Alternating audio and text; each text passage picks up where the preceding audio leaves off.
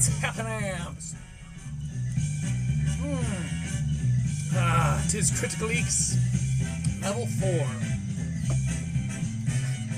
4. 4 of how many? Time will tell. Today, we're going over a special by a comedian by the name of Beth Stelling, which is a name I recognize, but can't quite place it. I don't know if I've heard her name come up on the Red Bar, or really I don't know her from Adam and or Eve. So, as always, we're going to Google, get a little bit of background information. Beth Stelling is a stand-up comedian, writer, which bodes well, and actress. Based in Los Angeles, who most recently wrote for season 3 of The Last OG, which I'm pretty sure Ian Edwards, who we reviewed in level 1, I'm pretty certain that he's on that show as well. I think he's a writer on that show as well. So must run in that circle. Is an onset based in Los Angeles, probably a Comedy Store personality. As an onset recorder for Good Boys, a feature film produced by Seth Rogen and Evan Goldberg, and Sarah Silverman's Hulu series, I Love You, America. Well, very cool. Her IMDb pretty much reflects the same. Beth Stelling is a stand-up comedian, writer, excuse my voice, and actress based in Los Angeles, who's most recently wrote for season 3 of... Oh, that is the exact same thing. Well, Google AI apparently just copy-pasted what's on IMDb. Which I'm not going to lie to you, Google AI, is part of the accusations against you.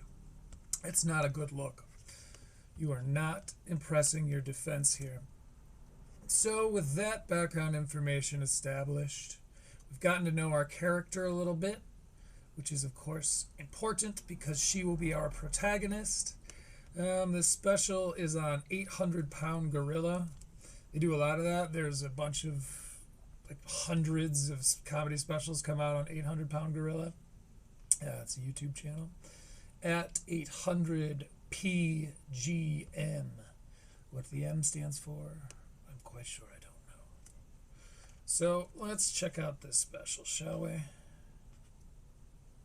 Came out December 18th, so like 4 days ago. Already has 34,000 views, which is more a testament to 800 Pound Gorilla. Oh, Gorilla Media. Mystery solved. More testament to 800 Pound Gorilla's following than Beth Stelling's, because it's on her site, which is why, or it's on their site, which is why people do it. Methinks. So let's see what this is all about here. I'm just gonna set up my little office here. I'm gonna need these glasses later. My vision is declining rapidly.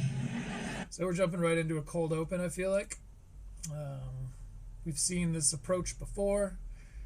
Hopefully she's not selling out her best material. I'm gonna need these glasses later. And hopefully it's not a poly situation, like with the taco joke I talked about a couple of levels back. My vision is declining rapidly. Anybody else feel like they've been aging in dog years?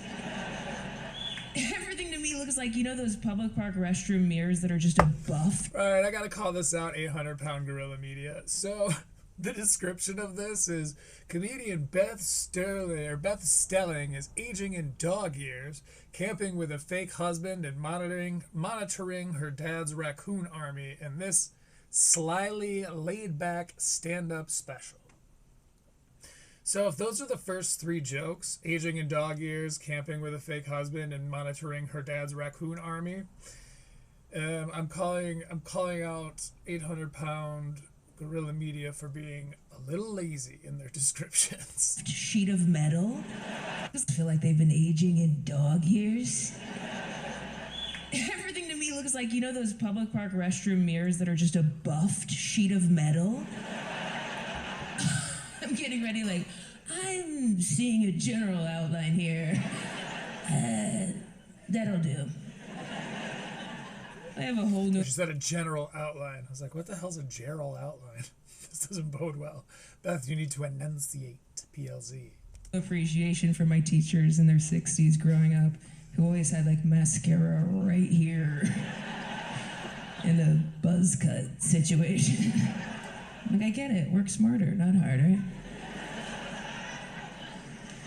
And now is also the perfect time to announce I plan to age. Thank you. Thank you. Naturally, ideally from the comfort of my own home. Somebody's got to do it. We need a control group in Los Angeles. Otherwise, we won't know what old ladies look like. She looks vaguely familiar to me, too. I didn't recognize any of her credits, but those are probably all recent credits. So maybe she was in something a long time ago. Then again, the name really, really rings a bell, but I cannot, for the life of me, place it yet. Maybe it'll come to me. So I volunteer. I gotta turn up this video quality. Even for my screen, this is shameful. There we go. 1080p, that's kind of pushing it for my tech. So I volunteer. She volunteers to be one of the people who ages in the comfort of her own home. If I do get surgery, it's gonna be a lobotomy. On the brain. My friend Monica wants one too, and I just told her, fuck it, let's get our heads done.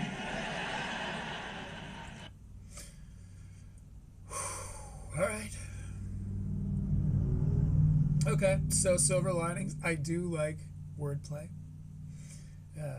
Get our heads done, like get our hair done or get our nails done. It's okay for lobotomies, right on.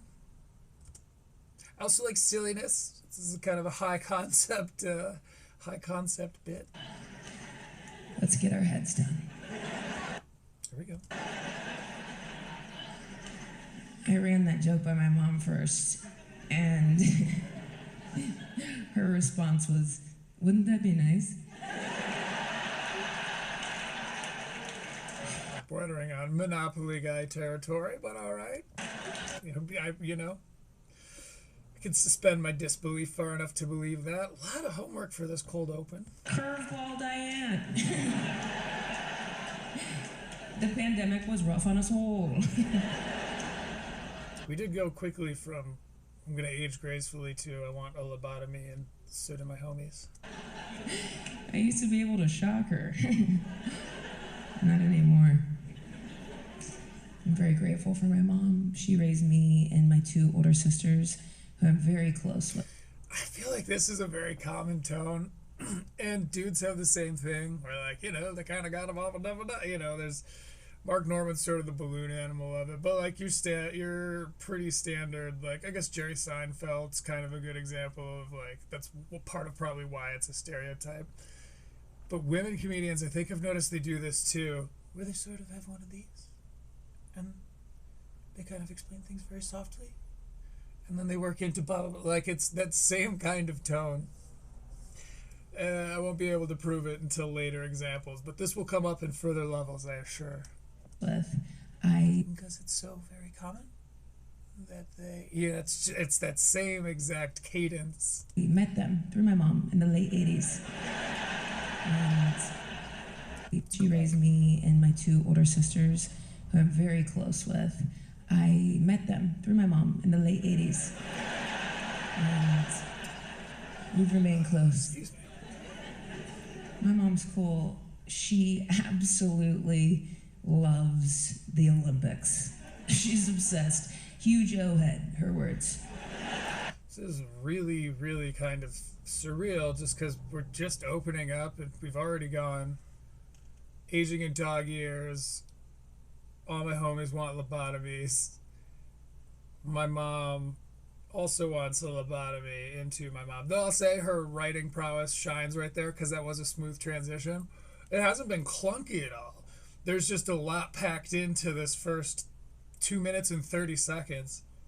I'll be very interested to see if this is just a really extensive cold open or if Beth Stelling was just like, fuck it, jump into it. which I think I would respect as an approach, because cold opens are already passe, and frankly, I think intros are just. You've heard what I'm not a fan of the comedy special intro. Super exorbitant, where they're like taking an elevator down to like walk through a dive bar where like somebody bums them a smoke and they walk and they toss the cigarette when they walk past the marquee and the camera hangs as it shows their name on it. Like, we've all seen it 1,000 times. They're dead. So hopefully Beth Stelling is a proponent of that, or this is a very weird long cold open. She's also a pretty big fan of me. You know, she won't stop texting, and Her mom.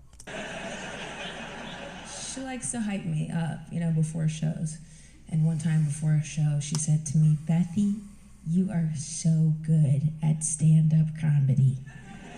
If it were an Olympic event,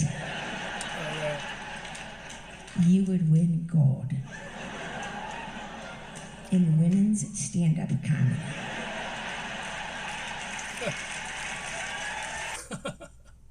Specifically women's stand-up comedy. That's funny. She did raise us right here in Dayton, Ohio.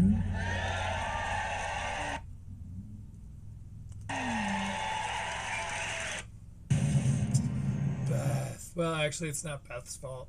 So this is a great example of Ryan Long did this to us, where he packs the special full of ads, but Ryan was good about it because he only put them toward the end.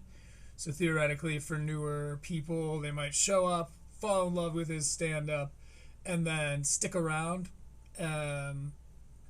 Charlie Barron's also packed his full of ads, but his was packed throughout. Like, I went over it, but I think in the first like 3 minutes and 30 seconds or so, there was already an ad, and both of those young gentlemen knew that their special was going straight to YouTube, so it did cost them points. Versus the other side of that coin, Beth Stelling, she's not the one who put this special out. So the ad placement, where it was deliberately an artistic touch, a creative touch, by Charlie Barron's and Ryan Long, in that they had control over it, so it was a part of the overall, piece, the overall production.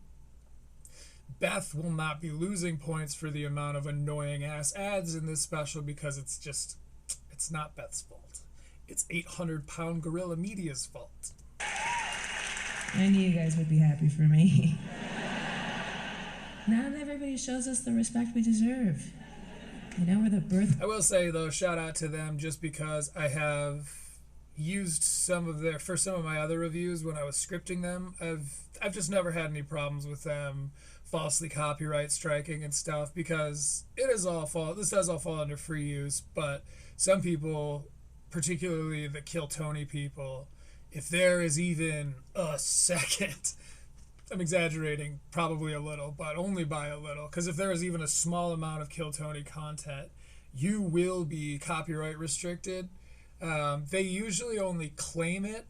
The only person to ever completely ban my video so that I know it couldn't be viewed anywhere in the world was Netflix, because I was reviewing Chris DiStefano's Speshy Weshy.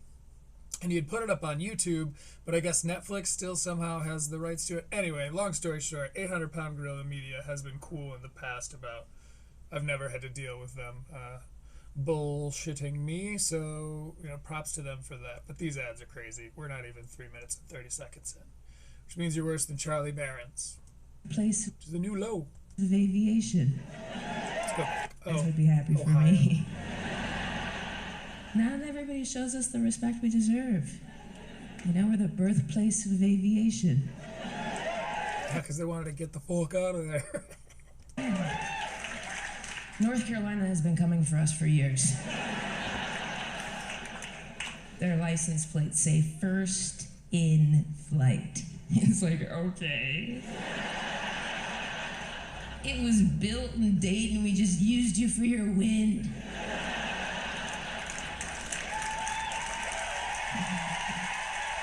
Playing right to that Ohio crowd. It's quite the technicality to be proud of.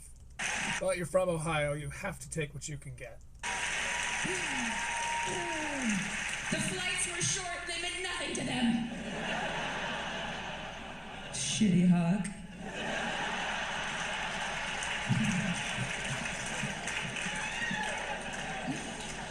By the way, we are all the way to North Carolina from dog ears, 4 minutes and 10 seconds in, so Beth makes good time. My passions have changed since you saw me last.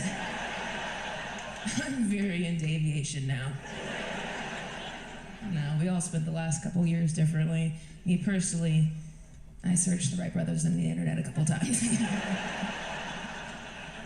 Just to learn about my heritage, the city I come from. It's funny how our whole motto is based upon two men who literally wanted to fly away. I already did that joke. Beth Stelling stole that joke from me just now. And they couldn't.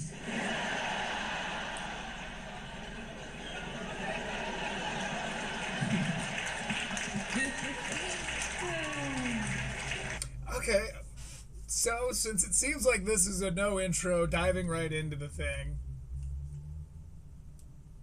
type of special here, I have to say that it feels a little strange to not at least see them walk on stage. It feels like you walked in halfway through a conversation almost, where you might understand what's being talked about, but like it just feels like you're missing, I don't know, you're missing something, because it's just so strange to not at least have her on stage introduction. So apparently I'm a fan of at least that. I would like the diegetic, the in scene, the IRL introduction, because that just helps me understand what's happening.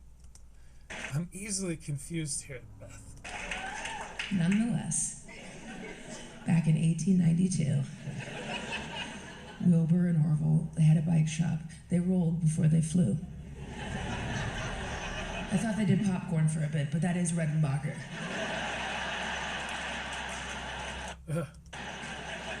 That's relatable. Now, you can still go visit the original bike shop. Now, the first one has been torn down, as I'm sure everybody here knows. I believe there's a credit union or something.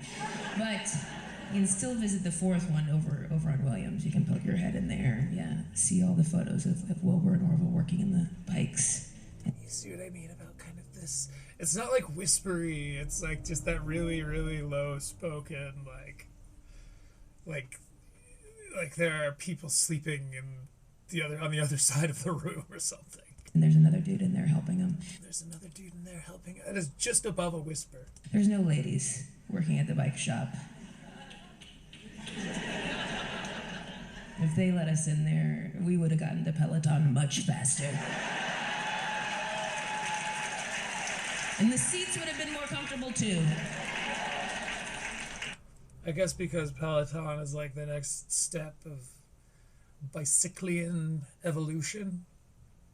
Otherwise, I have no idea what that's about. But also, I've never ridden a Peloton before, so perhaps that's Peloton exclusive humor. And the seats would have been more comfortable too.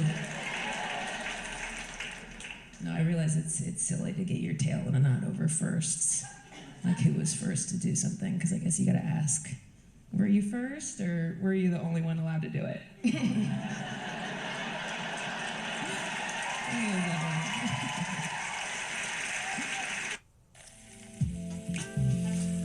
Oh boy, here we go.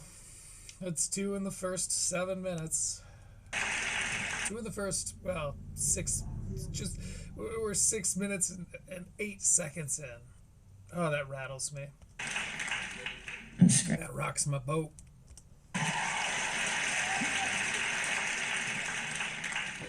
I'm scratchy. This is sleepy time tea. We can tell. I'm just like, Not this. It's a good God-fearing Mio. Which, by the way, is way too strong. It's not supposed to be like that, breath. my My mom is a pianist, which was funny for a while. She taught elementary school music for 34 years. And I grew up going to visit her classroom, even into college. And one time I was visiting her class. She had a second grade group in there. And she was teaching them that song, 1, 2, buckle my shoe, 3, 4, shut the, classic. She has all the kids in a circle. Circles are huge in the music industry. And she's having them finish, like 1, 2, 3, 4, 5, 6. She gets to 9, 10, and she points to this little second grade boy. She says, 9, 10, and he goes, big fat asshole. I literally had to steady myself on the door frame. I was laughing so hard. My mom was like, Jonathan, you go sit by the door. I was like, not over here, he's killing. 9, 10, big fat asshole? It doesn't even rhyme. This kid's a genius. What was he just saving it up all day for Diane's class? Yeah, again, this, I think, there's a fine line between this is something that happened to me and, hey, this Monopoly guy. And I think it is dependent on how long you rely on us taking your word that this thing happened. She's doing a good job so far of trotting that line, because it's not... Now, if this kid says something else, or if this was, it's, I guess, if I'm trying to pin it down, it's probably just based on the one line. Because one line, I guess I can swallow. Like, okay, sure, this kid probably said this thing, set it up, like, this kid might have said this thing. Like, if that's the whole setup, then fine. But I'll keep you posted, because it's been kind of a long time on this, like, it's an observation that none of us took part in. It's not something that we're all aware of that's happening, or some phenomenon that we've all kind of felt before but never been able to put words to it. It's just like, this crazy thing happened to me once. It was wild. But again, so far, like, most of her punchlines are based around broad enough concepts, not just this kid and how he's funny, or what he said and how it's funny. But it is, again, well, it'll depend on how long she continues to kind of beat this horse, depending on whether it's dead or not. Knowing that the worst that would happen to him was like, Jonathan, you go sit by the door. You're too young to be alone in the hallway, but you're out of the circle.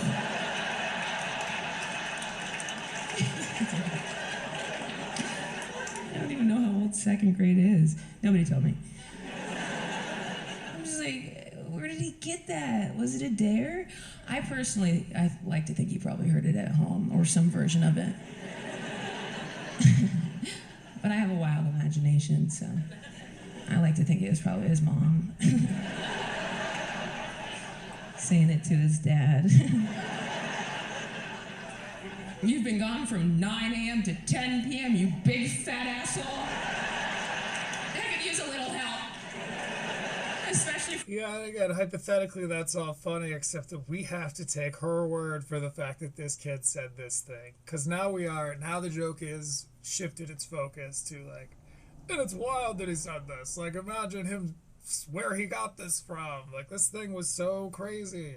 It's like, yeah, but we didn't hear the kid say this. And it seems like a nitpick, but it really is, I think, indicative of a larger issue. Most of the time when I spot this early on, the rest of the act tends to kind of, present these Monopoly guys. It's almost like a comedic straw man almost, where like, oh, okay, this happened, so it must mean this, and this happened. I don't know. I'm not wowed yet. It's all like, again, kind of ran into this with Charlie Barron's, but it's like, she's a writer, just like Charlie. He's like an Emmy award-winning journalist or something. So they know how to write interesting. I haven't been wowed. I haven't been lulled into a false sense of security and then floored by what this big revelation I wasn't, that I didn't see coming. Um, and it's still pretty early, 8 minutes, 34 seconds in. It's 58 minutes and 41 second special, so, it's not inexcusable, but it is kind of, there's a lot of little chuckles, and we're starting to find this a lot in writers who that's their background is in writing, is it's very like humorous the whole time. It's sort of, oh yeah, okay, that is funny. Oh yes, I wonder if that he did hear that from his parents. Oh, interesting. These hypothetical observations I'm not a fan of, but again, you can't fault her for these transitions. They've all glided pretty gracefully together, even if the material itself doesn't really have much of a wow factor to it. 5 to 6 when you're probably out sucking dicks. Let's go back a little. That asshole. I could use a little help.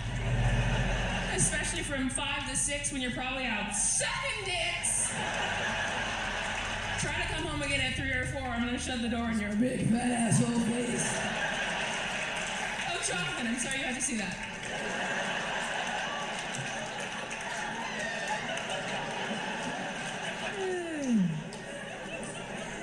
This crowd is dying about it. They're loving it. Beth Stelling knows her people.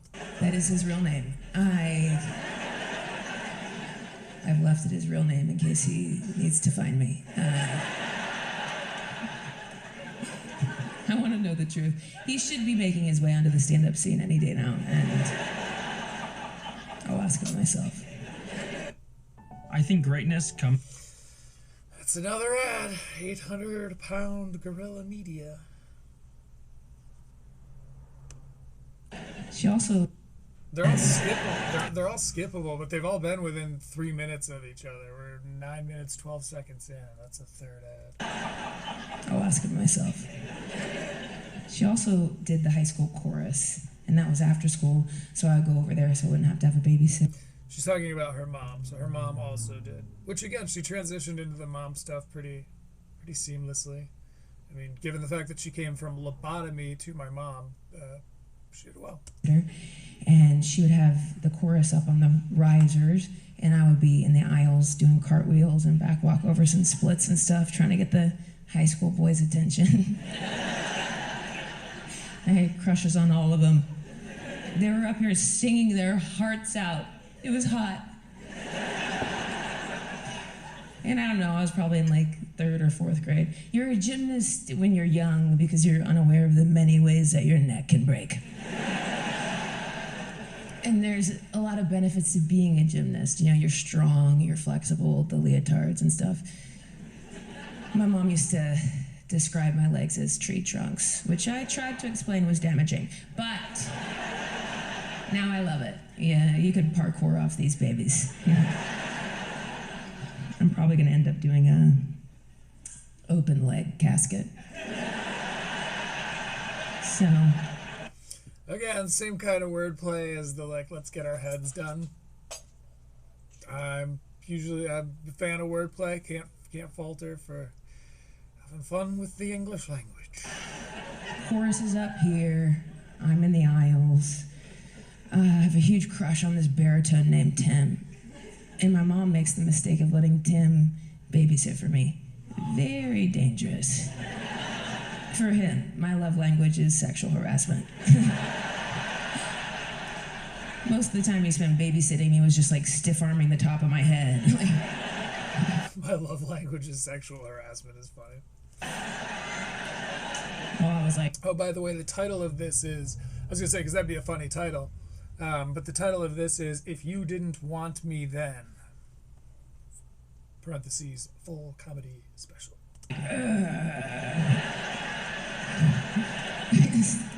Trying to touch his junk.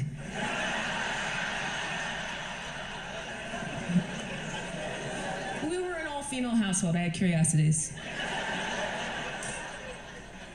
But Tim was very good to me.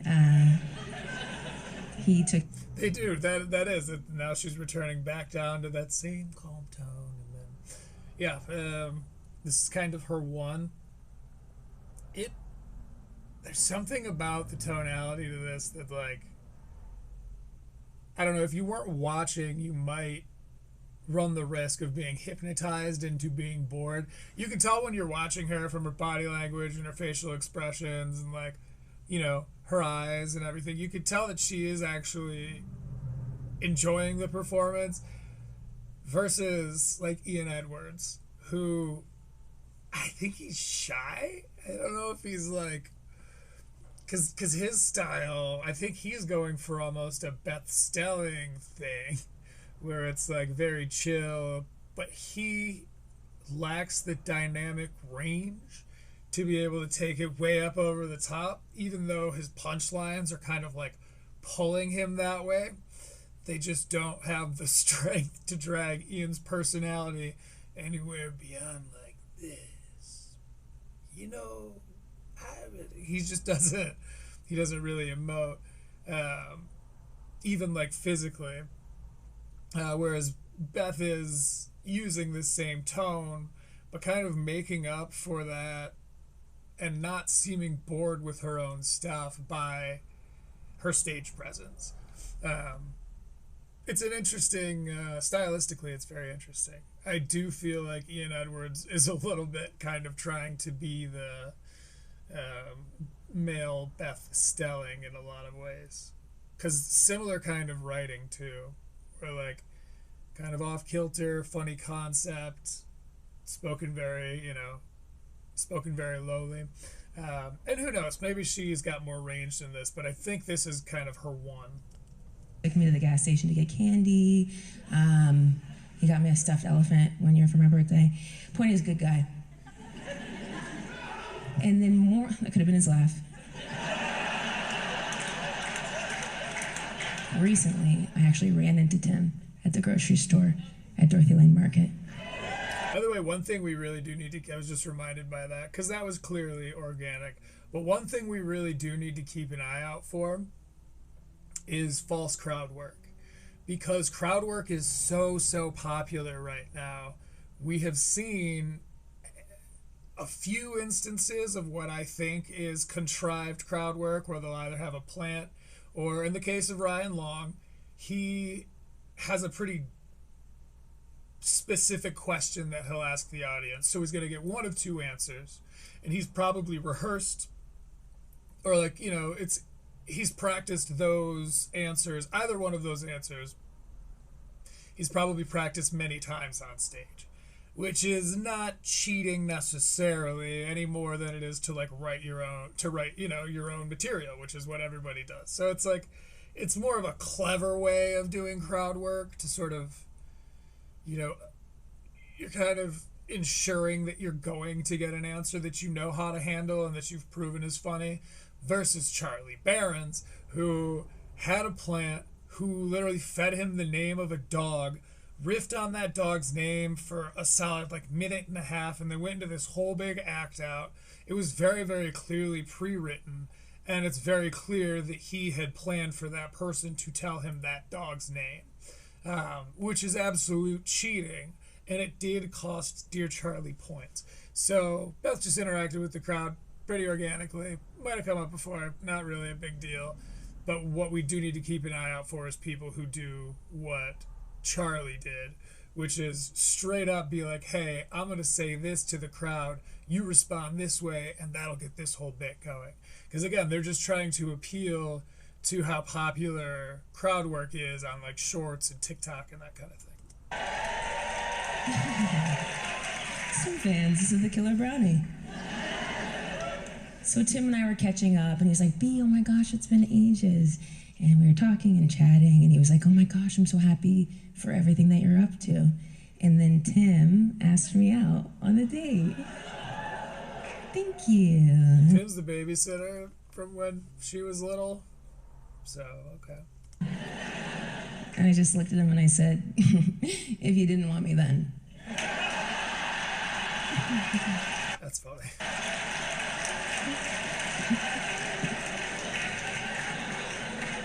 Bit of a a pedophile joke. I think it was fun. You have to be careful with pedophilia because you can catch it just by touching a kid. That's funny.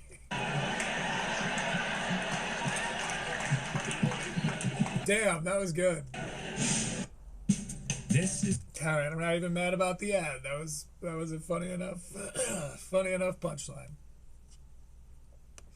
Yeah, I'm impressed.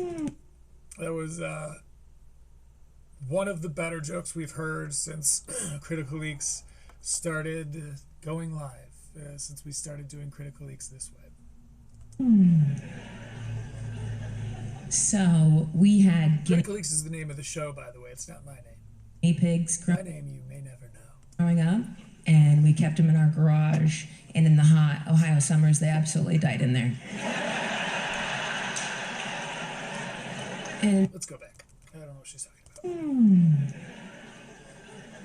so we had guinea pigs growing up, and we kept them in our garage. And in the hot Ohio summers, they absolutely died in there. And my sister reminded me, we named one of the pigs Brownie, which in retrospect is extra sad. She was out there straight bacon. Growing up, my cousins had a dog named Blackie. You gotta assume it was a little kid naming a dog that's black, but yeah, in hindsight, that's rough. Bacon at And it was totally my cousin. 375. And my mom felt awful, okay? So she let us give him a proper burial in the backyard. And me and my sisters took those hard-bodied pigs, not like ripped, but like rigor mortis hard. And we buried him in the easiest place to dig. We put him right in the sandbox. And then a couple of neighborhood dogs came along, snarfed him right up. It was a tragedy all around. And I really feel like it could have been avoided if we just had a dad.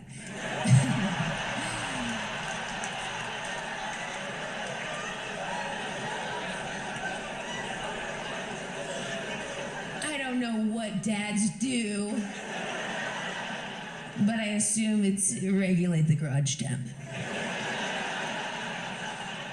They're always in there tinkering. What do I know Beth Stelling from? Just gonna straight up ask.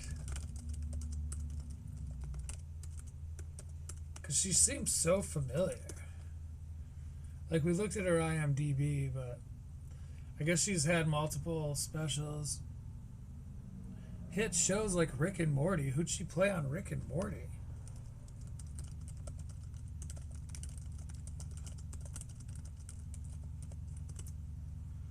Who did she play on Rick and Morty?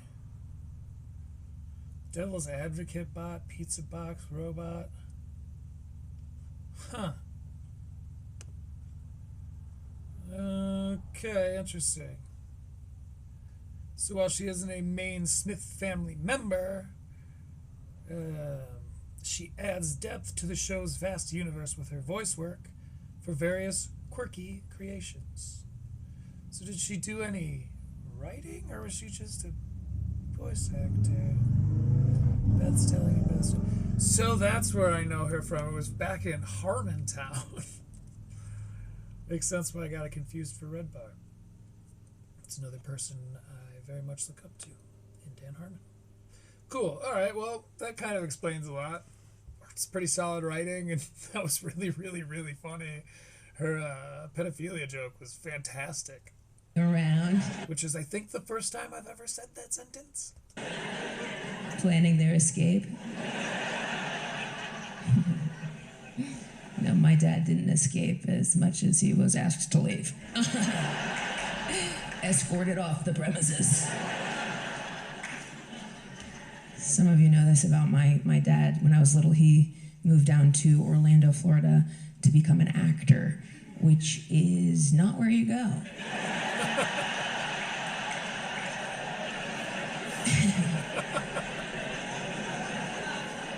He did land a few gigs.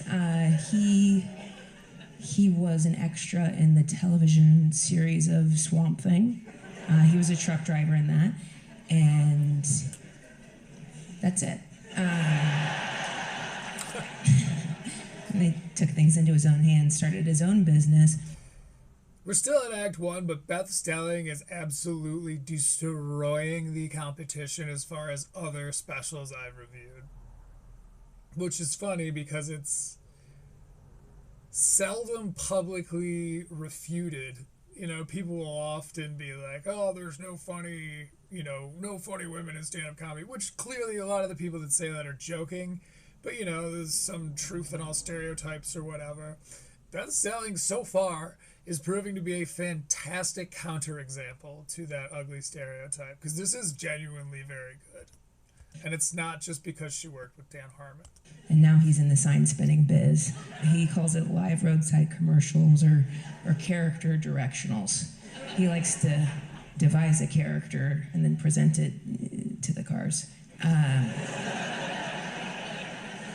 He's a leprechaun in front of this Irish pub called the Kerryman, for example, and the rest of his characters are available on his website. So we grew up, around a lot of costumes, like thrifting and going to Ray's Circus of Value and stuff. For example, like he loves a morph suit. You know what those are? It's like what Olympic speed skaters wear, but there's like no hole cut for your face. So you're just like in a single lycra suit, just like Green Man from Always Sunny. One color, head to toe, no skin showing. He wears an orange one in front of the Orange Julius. I don't know how the silhouette of my dad's penis sells smoothies, but that was a bit of a tongue twister, and I really got through it. Silhouette of my dad's penis sells smoothies. Silhouette of my dad's penis sells smoothies. That is. He heard Usually I'm pretty good at those. me say that, and he was like, I wear shorts over it. I'm family friendly. With Thrive. Another ad. Yeah, this is funny. So there's this new collaborate option on YouTube. So when people like say 800-Pound Gorilla Media puts out a special, it can where it says the creators. Excuse me, Richard. It says both 800-Pound Gorilla Media and Beth Stelling. So I subscribed to her YouTube without actually going to see it. So I don't know what kind of following she has on this site, but very, very, very funny. One of the better YouTube specials I've seen, especially since we started going live. It doesn't rain that often in Orlando, and he called me one time after a shift. He said there was a sudden downpour, and I almost waterboarded myself. I was like, I couldn't breathe. It was stuck to my face. My fingers were covered. The zipper's on the back of my head. I nearly died. I was like, I had to get into the car. I was so embarrassed. I was like, it's only embarrassing when it's wet? Or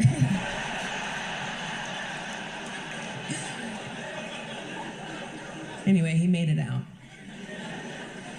So my sisters and I, we would have to leave our mom here in Dayton and go visit our dad as kids in Orlando because it was court ordered.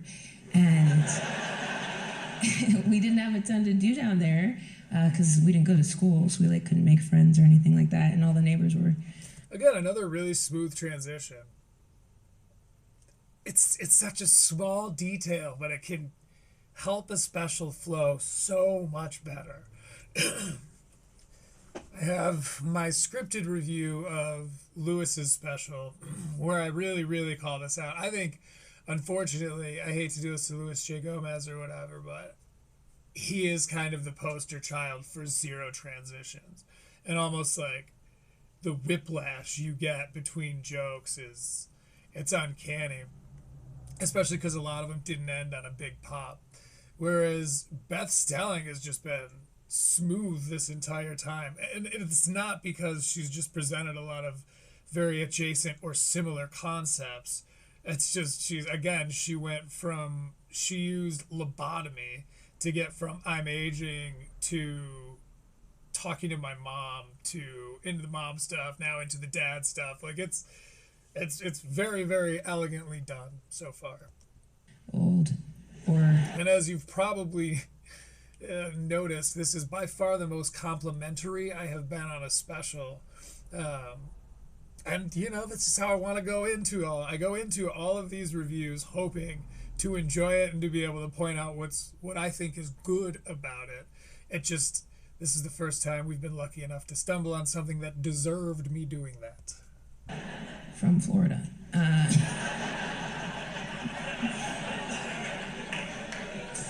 So we did a lot of playing in the costumes, and there were a ton of them. The garage was wall to wall filled with costumes. Sometimes we would find strangers in there because they thought it was a garage sale. So one night, it was actually just me and my oldest sister, Megan. We're playing in the costumes, doing a photo shoot. I put on this like muscle tee, you know what I mean? Like it's like a muscle tee, but then there's huge latex muscles that you put your arms through. And then a brown curly wig. And it just wasn't working for me. I was like, what's my motivation? So then Megan It's kind of a long setup here. put on this like gray pinstripe suit, a Dick Tracy hat, and some wingtip shoes. And it was really working for her. She was feeling herself. And so I decided to go with something fresh, unopened. I went and put on this full red lace bodysuit.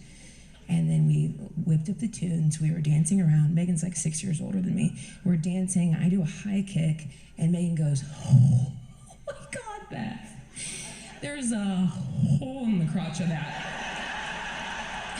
I was like, "Cool. So you can pee?" She was like, yeah, take it off right now." So I was just a sixth grader in a sex suit. For comfort and It's a weird time for an ad.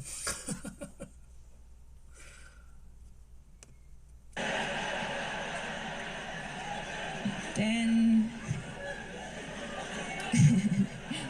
this is when my dad comes in. I believe we were told to be quiet. And he pokes his head and he's like, "Girls, get out here. You're going to want to see this."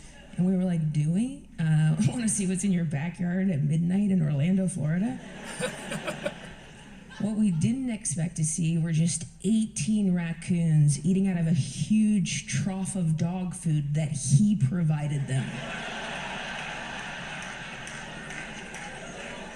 He goes, "I threw in some Hershey Kisses." Even raccoons deserve dessert. I was like, that I agree with. Okay, so earlier I had begun to call out 800-pound Gorilla Media for being lazy on their description. And even though it is a single sentence, I have to admit that the material was separated by almost 20 minutes. So at least the person watched the special. Honestly. Or they skipped around. Everybody Very well could have just skipped around. deserves dessert. Otherwise, this is disgusting. He said, "Don't worry, B," every night after they're done eating. If the third joke that they mentioned, oh wait, no. Camping with a fake husband. All right, well, I guess it's out of order. Never mind. You're off the hook, 800-pound Gorilla Media. I bleach the deck. Sweet. What? You're telling me you've created for yourself a 12 a.m. to 2 a.m. unpaid raccoon internship? Take back your life, man. I have to go back for that. I have no idea what that The is. deck. What?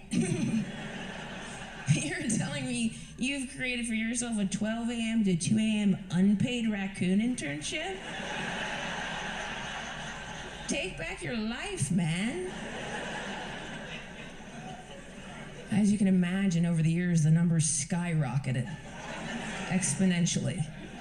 Honestly, I genuinely believe that Ian Edwards is kind of biting Beth Stelling's style a little bit. And he's not, and to be honest, he's not pulling it off. Because she does. She has this calm tone to kind of lure you in. And then she has these bigger concepts that elaborate on what is otherwise observation. And kind of ends in ends at a forte, it crescendos the whole time. And Ian's writing does that, but it's not reflected in his ability to perform his own writing. So the more I'm listening to her style of joke, the more I kind of recognize it from Ian Edwards, kind of trying to do the boys version of that, and just, I hate to say it, but like, my guy just sort of falls on his face because she's killing it. This is clearly what that style was meant to be, and I don't know. I don't think Ian Edwards, he ain't it. He was helping rodents flourish in the back. I like other things about him. I think he's a charming guy. I want to be clear, but his writing does not match his onstage persona. IMO. He told me recently they're actually mammals from the weasel family. Well, I thought the highest the number got was 73, but he FaceTimed me a couple weeks ago. I didn't pick up, and if I don't pick up, he'll text right away. He's like, Beth, this is your dad. So our whole text thread is just like, Beth, this is your dad. Beth, this is your dad. Beth, this is your dad. Which seems weird, but like, he's right. I never save his number. So it's good. But he told me that the highest it actually got was 91. 91 raccoons. But back when it was still in the 40s. That is one thing I'm noticing is very, very arduous setups. Sometimes it really pays off, like in the PDF file joke, to be internet friendly about it. Even though I dropped a hard P word earlier, whatever. In that joke, it absolutely paid off. It sort of resolved a few story beats that she had going. So I have faith that this will also pay off. The thing is during these setups, there are still a lot of little chuckles along the way. But story-wise, I kind of find myself, which could be good, if she does this properly, then me being at the edge of my seat, like, what's the end of the story? Finish the fucking story, man. Even if, that if played properly, then that can be a good thing, because again, you want to build that suspense and then provide resolution. The art is finding the perfect moment when to do that it's most satisfying. So maybe that's what she's doing, but there are, in my opinion, a little bit kind of a long walk to a lot of these, though some have been worth the time. But he told me that the highest it actually got was 91 raccoons. But back when it was still in the 40s, my sister decided to calculate how much he was spending on dog food per year because she was hoping to go to college. And apparently he was spending $4,000 a year on dog food. Didn't calculate. Okay, I'm so glad that this timed out the way it did, because this is literal math. The Hershey Kisses, apparently those are marginal. He goes, I know it's a problem. But on the off nights that I don't feed them, they take their long, skinny fingers, they pick up rocks from the rock garden, and they roll them up and down against my bedroom window until I come out and feed them.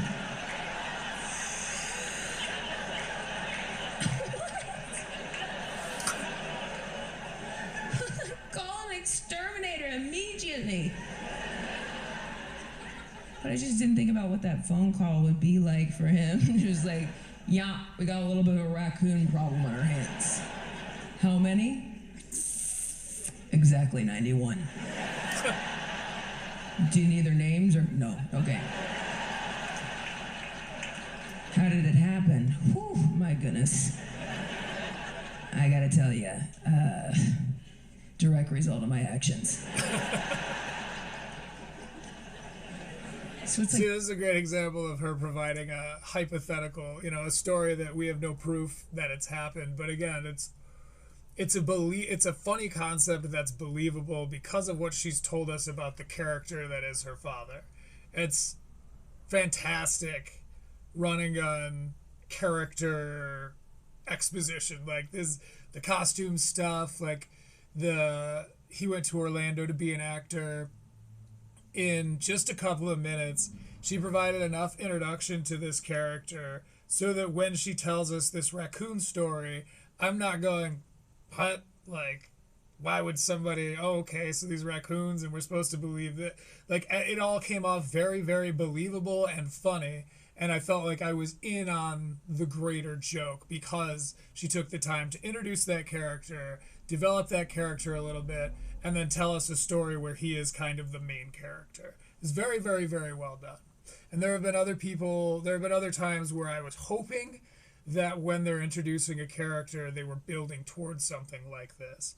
I think with Ian Edwards, that was the case, which is funny because now I see why it's like that, because he works with Beth Stelling, probably is around her quite a bit, and I think he's likely, I'll give him the benefit of the doubt, I think it's accidental, but I think he's accidentally trying to chase the dragon of that potency of, like, her writing style. Because he would introduce a character and then just kind of, like, start to develop it and then just move on and it wouldn't come up again. And I remember during, I think it was Critical Eeks level 1, I was saying, like, well, who knows? Maybe he's introducing a character that he's going to kind of... This is exactly what I was talking about. Because this isn't a Monopoly guy. This isn't an example of a Monopoly guy joke.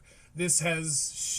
as far as homework is concerned, she took the time to get all of that established so we understand that this could happen and why it is funny. Like, far too expensive to exterminate. So, and plus that would be a literal genocide. 91 raccoon carcasses, that's like up to here. So he decides to go with trapping and releasing into the wild. He bought 2 traps, but they were expensive. So he made one of his own, which I imagine was just like a piece of fruit in his mouth and his open arms. Like, again, that joke is really funny to me because I understand enough about the character, her father, to be like, yeah, maybe, could be that way. Yeah, it's a result of good character establishment. Which is rare. So rare so far, from what I've seen. he was taking them one by one. He was releasing them into the wild, and he was very proud because it took so long, so he liked to update me.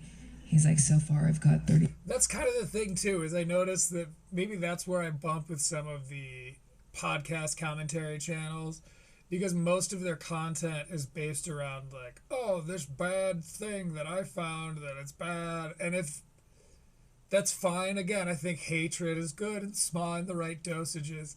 But, like, if your content is dependent on you hating something, you're eventually and inevitably going to end up reaching, which is what I've accused American Read Act and Podcast Cringe of the most.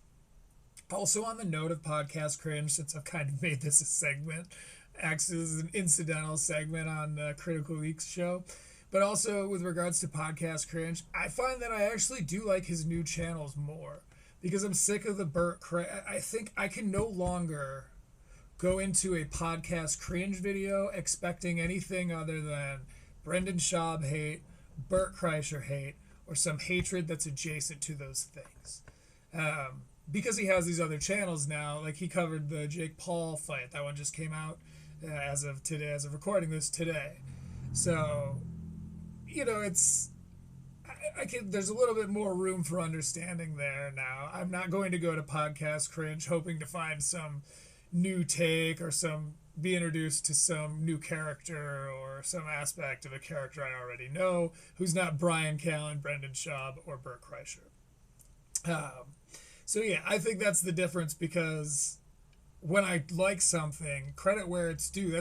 That's where you get your credibility from. You can't just be a hater all the time and never express what it is that you're into.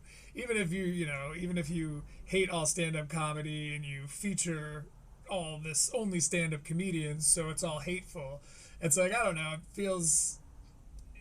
it just feels forced. Or wait for the moments where it counts, more like an Elephant Graveyard style, where it's like, comes from that same kind of highly critical, kind of against them take. But he waits for his moments. He waits till he has something very good that he wants to show, or they wait till they have something very good they want to show to everyone. and then they release it. I feel like if you're trying to do weekly or get very frequent content, and you only want to do hate, you're eventually going to end up lying, maybe even to yourself. 39 raccoons. Way back to raccoons. He was releasing them into the wild, and he was very proud because it took so long, so he liked to update me. He's like, so far I've got 39 raccoons, 2 possums, and a black cat. There's still a bunch of them out there. Biggins. Biggins. So he was taking him in his car. He drives a Geo, which is essentially a roller skate. Geo Metro, it's my dream car. And 3 cylinders of power, baby. he was putting a blanket over the cage. I was like, so they can't find their way back? Something like 60 horsepower or something. It is a hilarious car. It's got a hatchback. It's very pretty. You never see them around anymore. Poor people are not good to their vehicles. He's like, I didn't want him to get rattled. He's like, but still, they poke their fingers through the blanket and they sound like Halloween. I don't know if I've painted a good picture of my father thus far, but... You have. This is the same man who visited me in Chicago once when I was living there, and he described riding the L train like Jurassic Park. So I have no clue what he's talking about when he says they sound like Halloween. Whether it's like one of those ghosts you walk by at CVS, it's like...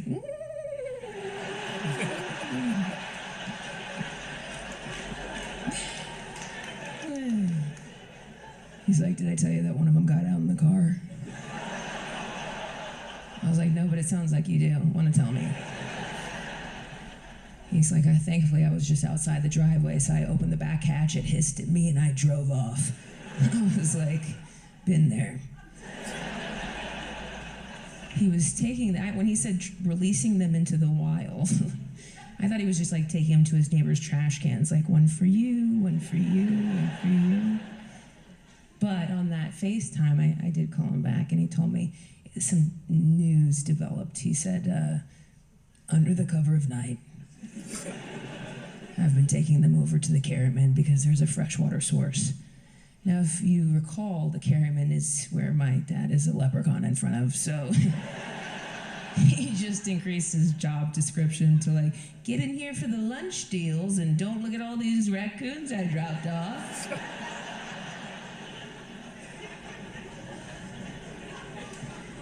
So he goes, I finally got down to the lead raccoon. And I walked him over there. I put his cage down in the grass, and I just was standing there in my swim trunks. I was like, are you baptizing them before they left? He's like, and Snorky walked right out of his cage. They don't always do. And he walked over to me, and with his bare hand, I'm like, what else would it be? I mean, putting them in little outfits, like, I'm gonna need the gloves back, my guy. Yeah, okay. So I'm sort of realizing this as I go, but that is the absolute cure to a Monopoly guy joke, is taking the time to organically and adequately set up the character. Because then you've taken the time, we understand why he's wearing the Monopoly guy suit thing. We understand, we understand that he's that type of person. We understand how he might react to being mocked in that way by Ace Ventura. Like, it's, rather than it being just a flash in the pan, look at this ridiculous thing. Ridiculous. Anyway, Beth Stelling shows that if you take the time to develop a character or a situation or some element of your story, if you take the time to properly develop that element, then you really can spend a lot of time and get a lot of rich material out of remarking on it and asking questions about it, because we all sort of have this common knowledge of that thing. So now it's fun to explore it and to ask questions and to make fun of it. And we believe when you say that he's, telling you these more ridiculous lines. It's like, it just seems like that character. It's very in line with that character's motivations and what we know that character would do and has done. So I fantastic example of how to break the curse of the Monopoly guy. And the top hat as well. Yeah. Thank you so much. Keep the cane. You're gonna need it. He goes, Snorky walked over to me, and with his bare hand, he went like this on my crock.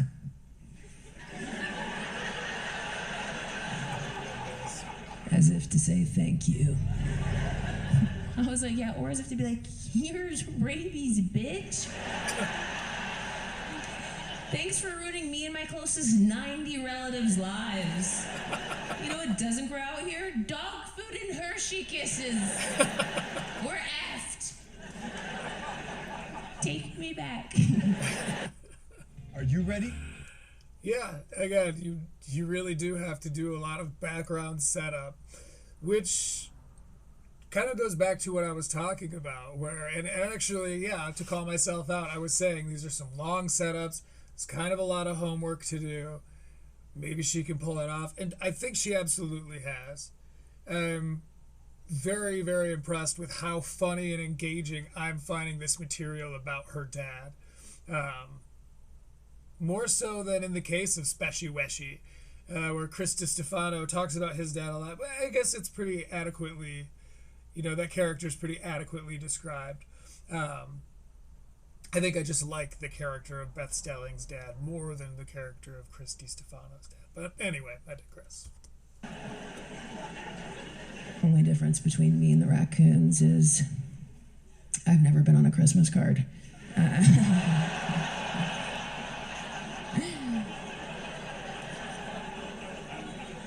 I'm fine with it. I'm at peace. I always like spending Christmas here better. It always feels weird to have a warm Christmas.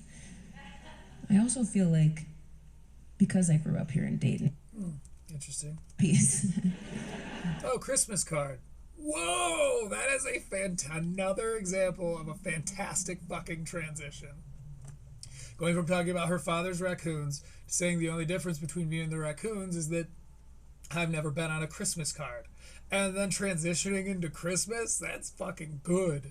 I always like spending Christmas here better. It always feels weird to have a warm Christmas. Let's hear it one more time. Is Here it is. only difference between me and the raccoons is I've never been on a Christmas card.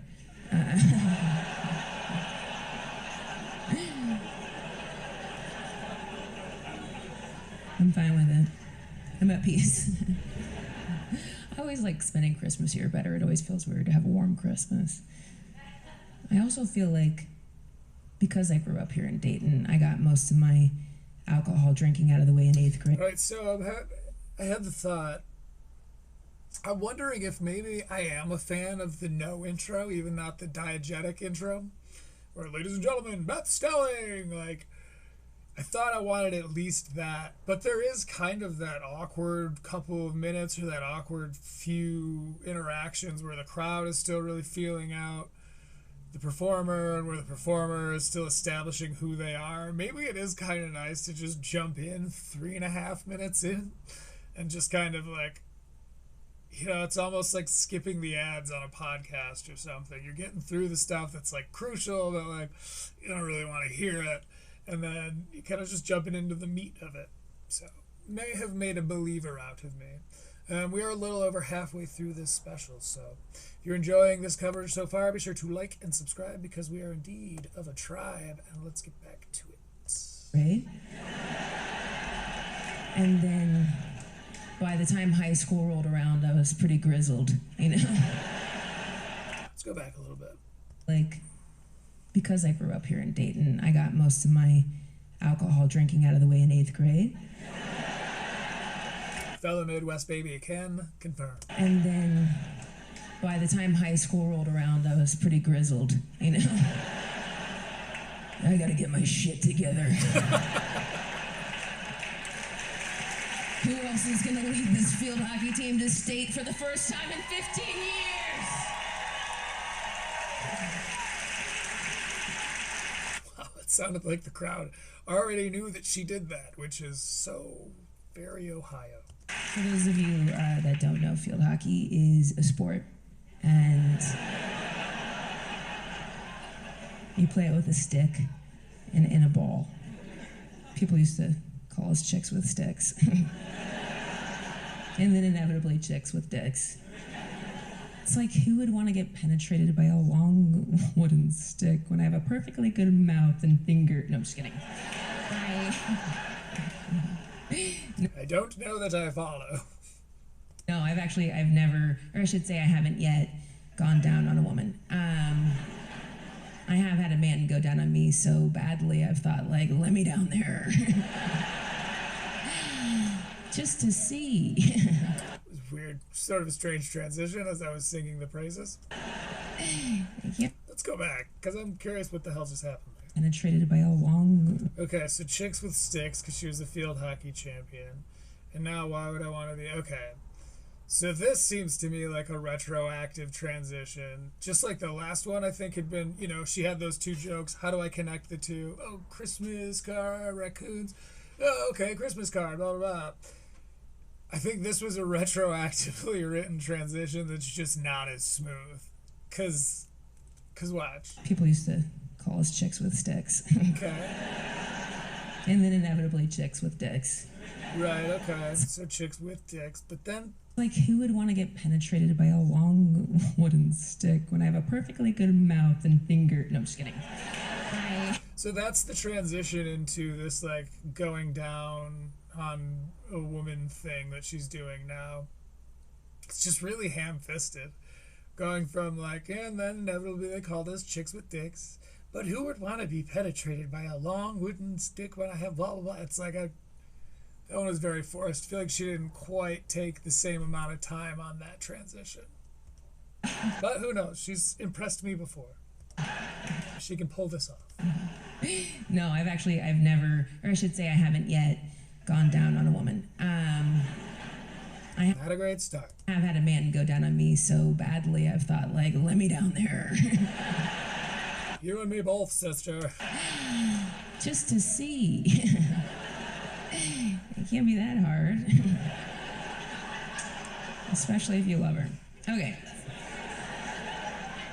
Back to my 8th grade drinking problem. Okay, yeah, again, that's one of those classic, like, fall off into a spiral and then juxtapositionally jump back to where you were in your story. God's loving it. I got a little thrown off there, but we are, I think, transitioning between acts here. Her act structure is a little harder to pin down. This is almost more like a play or a musical where I feel like she's kind of hitting her intermissionary moment here where, you know, sort of like, you know, adjusting from first act was, you know, things I listed before. Second act, and I feel like she's going to start reestablishing characters or reestablishing the plot that she's going to work from going into what I think is the second of 2 acts. Because we're at 28 minutes even right now. We'd sleep over at Mary's house, and we would sneak out around midnight. I shudder to be reminded where we're talking about here, but let's go back. Back to my 8th grade drinking problem. Right, of course. We'd sleep over at Mary's house, and we would sneak out around midnight, cross Irving into the University of Dayton. Well, you might want to wait. We would wander into a frat house, get hammered, and then some of my girlfriends would hook up with the frat dudes. See? A little rugged to think about college dudes hooking up with 8th grade girls. I feel like the only time men believe women is when we're lying about being 18.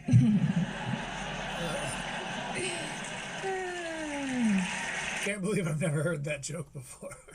It seems like such a street joke, but I'm fairly certain this is the first time I've heard it.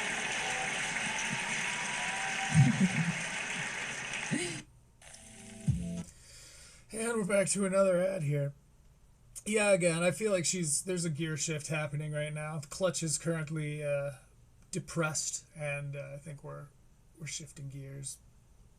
Again, I can't hold the ads against her. It's the 800-pound gorilla media. I blame for that. Frat dudes But they gotta keep those lights on somehow. like, what am I supposed to do? Check her ID? I'm like, check her face. Is it underdeveloped and over-contoured? Does it look like she still believes in Santa? Are her teeth still white? Behind the braces. Naturally, that night in 8th grade, me and my girlfriends were arrested for being too young and hot. That was a body roll for anybody who forgot 8th grade. I used to practice the body roll in the mirror before dances. I'd be like, oh, yes. Body roll. It's like a thing. I pretty much nailed it. Sometimes I'd really kick an arm out to really good at going. Get out there and make some boys cream their khakis. Okay, honestly, I had no clue what I was doing, for the record. I had no clue I was making you guys tuck your boners up in your waistbands. Just one lift of the shirt, I could have looked it directly in the eye, like, ah! A late apology from me. I'm sorry. I'll type it up in the notes app. I guess I've heard of that, but yeah, it's like the second or third time I think I've heard a joke about it. I don't think it's as common as people make it out to be, because it wasn't until hearing it brought up in comedy that I've ever even heard of it. Post it later. The like pulling it up to like be in your waistband or whatever. This is from a movie, right? Talk about B&Ls in their own belly button or whatever. But it was campus police who got us. So there was a cop car ride, but no cuffs. And then they took us back to the stage very late at night and put us into a badly lit conference room where they made us wait it out. And we were scared. And then finally a cop came in and he picked up the phone book and he slammed it down on the table and he said, "Call your parents." I was like, I know the number.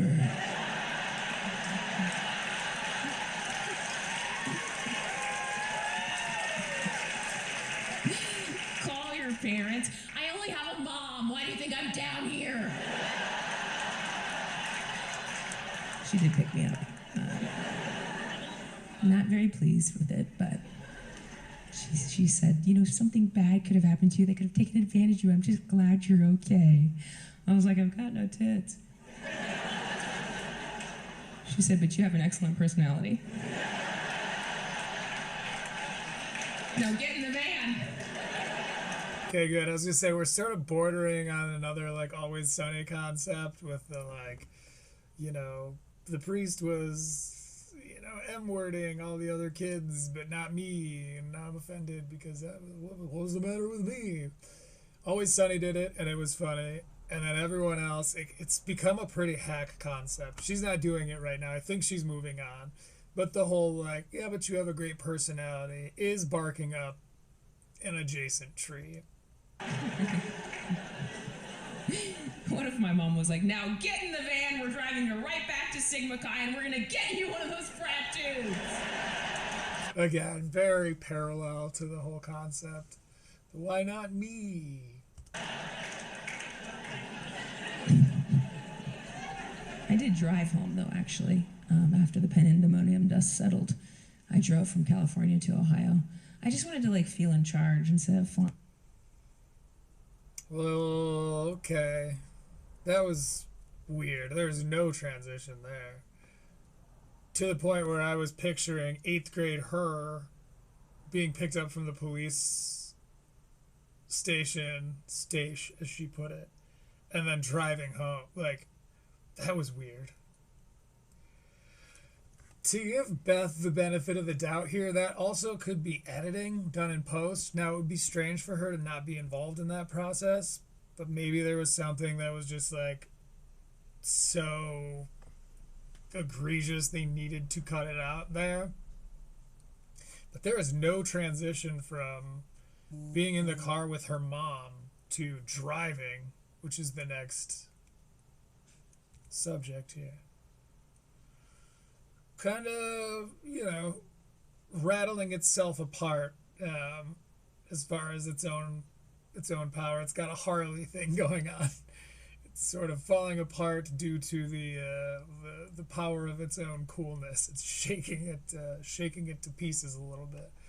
Because the last two have definitely been my least favorite, and that lack of transition is unprecedented in this piece of work. So I went back like 30 seconds. Personality. Great personality. Now get in the van. In the van, literally, I think the last word of that joke is van, which I'll point out in a sec why that's problematic.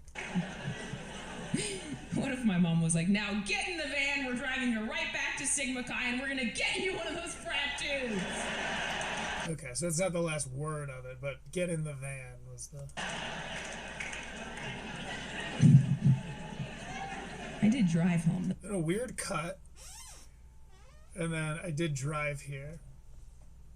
So I guess if I'm being very generous, the fact that van and drive are related words, but I think it almost does more of a disservice that they're so closely related, because you're still picturing van when she says I did drive.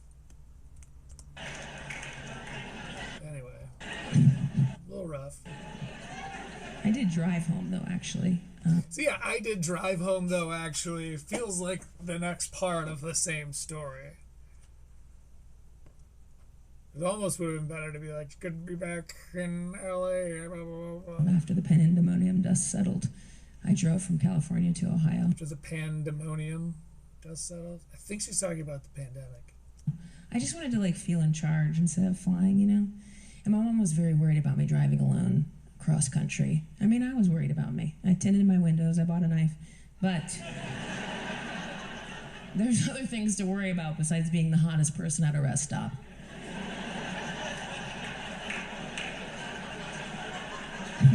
You want more than just a knife. It's like, taken to its logical conclusion, if you're using that in a self-defense situation, it's pretty messy. It takes a super long time unless what you're Dexter. Get some mace, girl. Fucking we're both. For example, if you are traveling alone, hot tip, if someone suspect starts swiftly walking towards you, you can just say, I've actually already been raped. Thank you so much. No, I'm good. Thank you. And men hate to be second, so they're like, thank you for letting me know. And then they're out of there. Boys be out here R-wording. I also went camping one of the nights alone. I went camping in Zion National Park. It was the summer, everybody was disappearing, and I was like, let's give it a whirl. I'm not even a huge camper. I feel like it's a good thing to do, to try, at least once alone. Especially if you go into it with the perspective of this is what it's like to be a woman in the world, especially at night, because you can't lock a tent flap, if you know what I mean.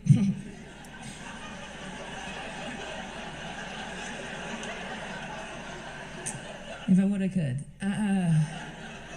So I'm in my tent. Night has fallen. I have barricaded the flap as best I can. And I heard the snap of a branch, and I grew scared.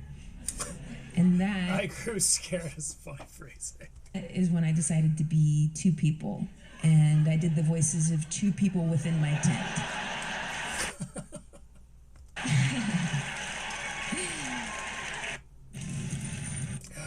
Poorly timed ad. I was just getting back into it. Again, it's not the fault of Ms. Stelling. Okie dokie. And what we discovered there is when I have every opportunity in the world in front of me, my husband is so mean to me. Mrs. Stelling. I was like, good night, honey. Oh, right, because she's doing two characters. I see. And he said, you go to bed.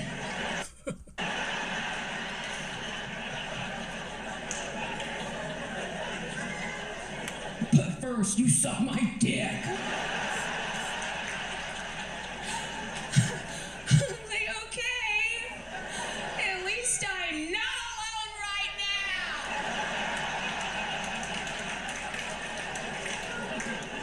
now. I wish the character work was a little more there, but that's a neat pick. Just made the campers around me fall asleep to the sounds of me choking. Just to keep it realistic. I did open with one bark up top, directly into the tip. I always do, just to show who's boss.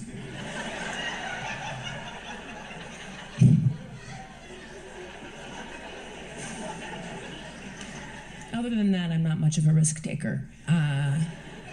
Okay, camping to risk taker. All right. I don't gamble. The driving thing was just it seems like she's back to her normal, transitionary capacity. But I would never bungee jump or get married. If I had to choose any of those risks, I'm probably gonna bungee. I'm gonna bungee it. I gotta figure like a grouping of synthetic fibers has to be stronger than two people making a promise.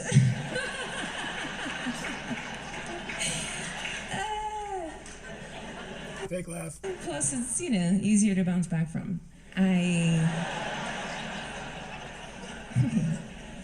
Of all the messaging I've received as a gal in this world, I do feel most at peace with my decision not to wed. Sometimes it's hard to separate messaging from what you really want. And then other times your body will kick. Yeah, it was a solid transition. Interrupted a little bit there, but I'm just wondering what happened. I think it very well may have been an editing room. I don't want to call it a mistake, but a decision they made. Because it just doesn't match any of the other writing in this special. Hard to separate messaging from what you really want. And then other times your body will kick in, Like, I might still want kids, I just know I won't have time to come home and let them out. It's something you gotta consider before you get into the kid biz. Me and my boyfriend were actually trying, but I'm on birth control. It makes it difficult to conceive. Over the years, I have experimented recreationally with all different forms of birth control. And the first one I got into was the IUD. I had that for like 8 years, and I got so Oh boy, getting into some lady stuff. much done. And I remember when I got the second one inserted, the nurse asked me, she said, your uterus is tilted backwards. Did you know that? And I remember thinking, don't know how I could. But what you're telling me is even my uterus is like,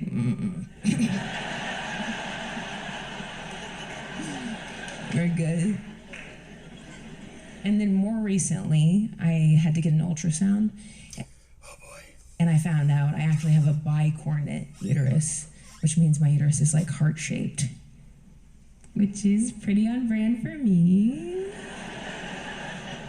But what it meant was the IUD, this is my impression of an IUD. It was in there.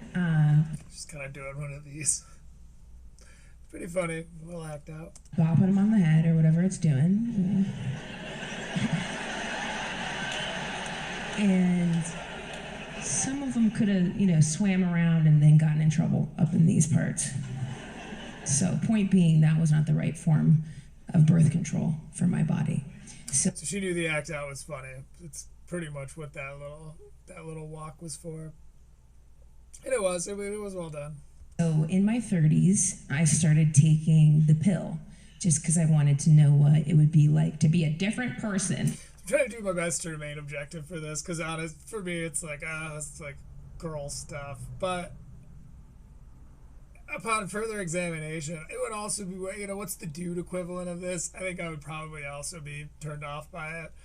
It's like, I don't know, talking about your like urethra or something. Like, I would still kind of be like, all right, yeah, we get it. Everyone's got some of those things. But, we're still early in Act 2 of a 2-act structure, so who knows? I think my biggest fear is that because she's done such a good job of making at least she did such a good job of making Act 1 so cerebral, where one thing built very organically into another, and they all kind of required each other. And they all sort of required each other, all those bits. I'm afraid that this is going to now become a crucial part of Act 2. I'm going to have to keep listening to lady things. And we found out. They started me on Yaz. Has anybody here tried or tasted Yaz? You have? Are you still on it, or? No, you got Yazzed. I would describe it as psychological warfare. They really don't want us to be in charge. Like, if you're not gonna have kids to keep you at home, this will, you crazy bitch. I got, like, writing what you know or whatever, and I imagine women make up a good part of Beth's audience base. But it seems so strange because, especially being so specific about these different types of birth control, because at least half of your audience has no idea what you're talking about. Like, at least the dudes, most of the dudes are going to be like, I don't know. Because, like, I'm vaguely familiar with some of these conceptually, but as far as the specific brands and, like, the effects that they have, like, at least half of people don't know what you're talking about, which leaves just the women, and then even some of them probably haven't heard of it. Like, I don't know. It just seems like a strange move. But as far as the timing is concerned and, like, the greater piece, then I guess this is fine. This is usually where you'll find some, like, filler or things that are less relatable, or maybe not their most bombastic. It's the one I'll allow myself, the most bombastic material.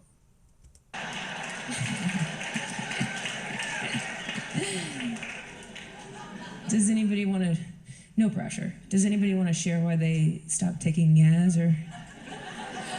I just like to open the... Also, I'm clearly not the target demographic for that, and, like, for this material, but that's kind of my point. floor in case anybody needs to get something off their chest. Or, if you're with somebody who took it for you, want them to know what you went through. Depression. Rock on. Add it to the fun list. Anybody, again, no pressure. This is for you.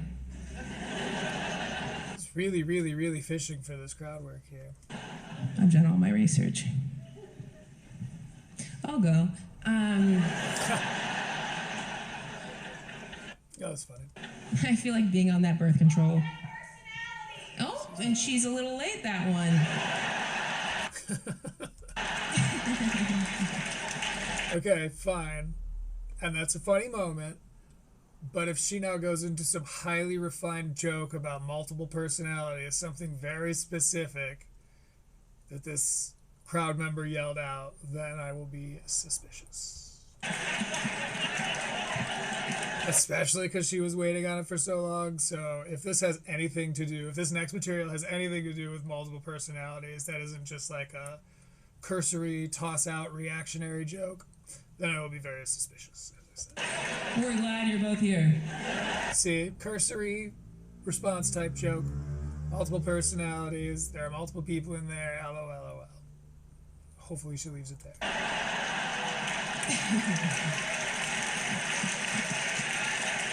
I'm so afraid she's gonna be like, the thing with multiple personalities. I think she's better than that. Truly I do, but Charlie Barron's wasn't. Because that is actually, we're on ad break, but that is exactly what Charlie, like, if this were Charlie Barron's special, what he would now do is go on to talk about well, the thing about multiple personalities is blah, blah, blah, because that's what he did with the dog's name, Coors, which is such a weird move on his part to even plot that way, where it's like, then you'll tell me the dog's name, and then I'll talk about how Coors is a crazy name for a dog. It's just like to point out there's so much wrong with what he did there, that to even point out that it's a weird collective Monopoly guy joke of like crazy, I don't know, it's unprecedented from what I've seen, and I think it's because he knows how popular crowd work is right now and that he can get the clicks. But I'm telling you, he's not good enough to pull that off. Hopefully Beth isn't about to start talking about multiple personalities disorder. No, but I do feel like being on that birth control is the closest my boyfriend will get to a threesome. Just like me and me. Oh no. This is multiple personality disorder stuff. Me and me. I still keep 3 extra months of it in my purse. That was so weird. Let's go back and watch the whole interaction. No, but I do feel like being on that birth control. We're glad you're both here. And she's a little late. I'll go. I feel like being on that birth control. Oh no, Beth. First of all, hilarious screenshot. Gonna keep that for sure. Very, very funny. All right, this is a good pause face. She's going, oh, okay. So I noticed a little something here. There's this long pause where she's asking. This is for you. I've done all my research. I'll go. See, there's that long pause where she's waiting for someone to yell something, which fine. Maybe she was hoping for a prompt. No one went. She's done the I'll go thing. It was funny. It was good for a laugh. But before she breaks into the next bit, which is the exact same thing she was about to say. So before she goes into the whole, I think when I'm on this birth control, it's like being with 2 people at once, blah, blah, blah. She looks directly into the balcony where this person is sitting, looks back at the crowd, and then that person yells at exactly that spot. I know this is bordering on, this is a conspiracy. But I'm telling you, this makes me wish I had video because I could absolutely, I could point this out. But she's waiting, there's like this awkward moment. I was thinking maybe she was setting it up for the whole like, I'll go thing. But she doesn't. She looks up at the crowd, she looks up at the balcony at the exact same location where she looks right after the person yells the thing. It's where that person is sitting. This is a plant. I'll go. Okay, so she goes, I'll go. She's scanning the bottom row. And I'm doing a smirk. And now looks directly up at the center balcony, making an expectant face. I feel like being on that birth control. Then goes into the, I feel like being on that birth control. Then this person yells. Oh, Multiple personalities. She makes this joke. She's a little late, that one. She's a little late, that one. Which is funny, I guess, in that, like, she shouldn't have yelled it out. But why would this person have waited that long to yell it out if she didn't just, if it wasn't just that she didn't realize, like, oh shit, that was my cue. And then her going a little late, that one, seems kind of on the nose. Maybe the second recording was even worse than this, but now she'll go into saying the exact same thing she was about to say, which was directly related to multiple personalities. It's super weird. I feel like this was a plant and the whole thing kind of went tits up. It just didn't work out. We're glad you're both here. Because even we're glad you're both here is pretty snappy. I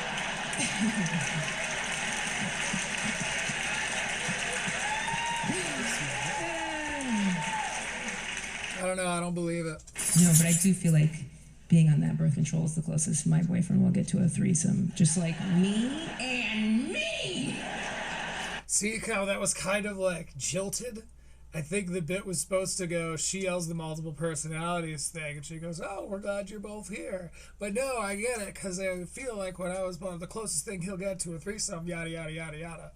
That's all so disjointed. I think what happened was her plant actually messed this up. Now, why she chose to keep this take, because usually what comedians will do is they'll record their special multiple times, sometimes in a weekend.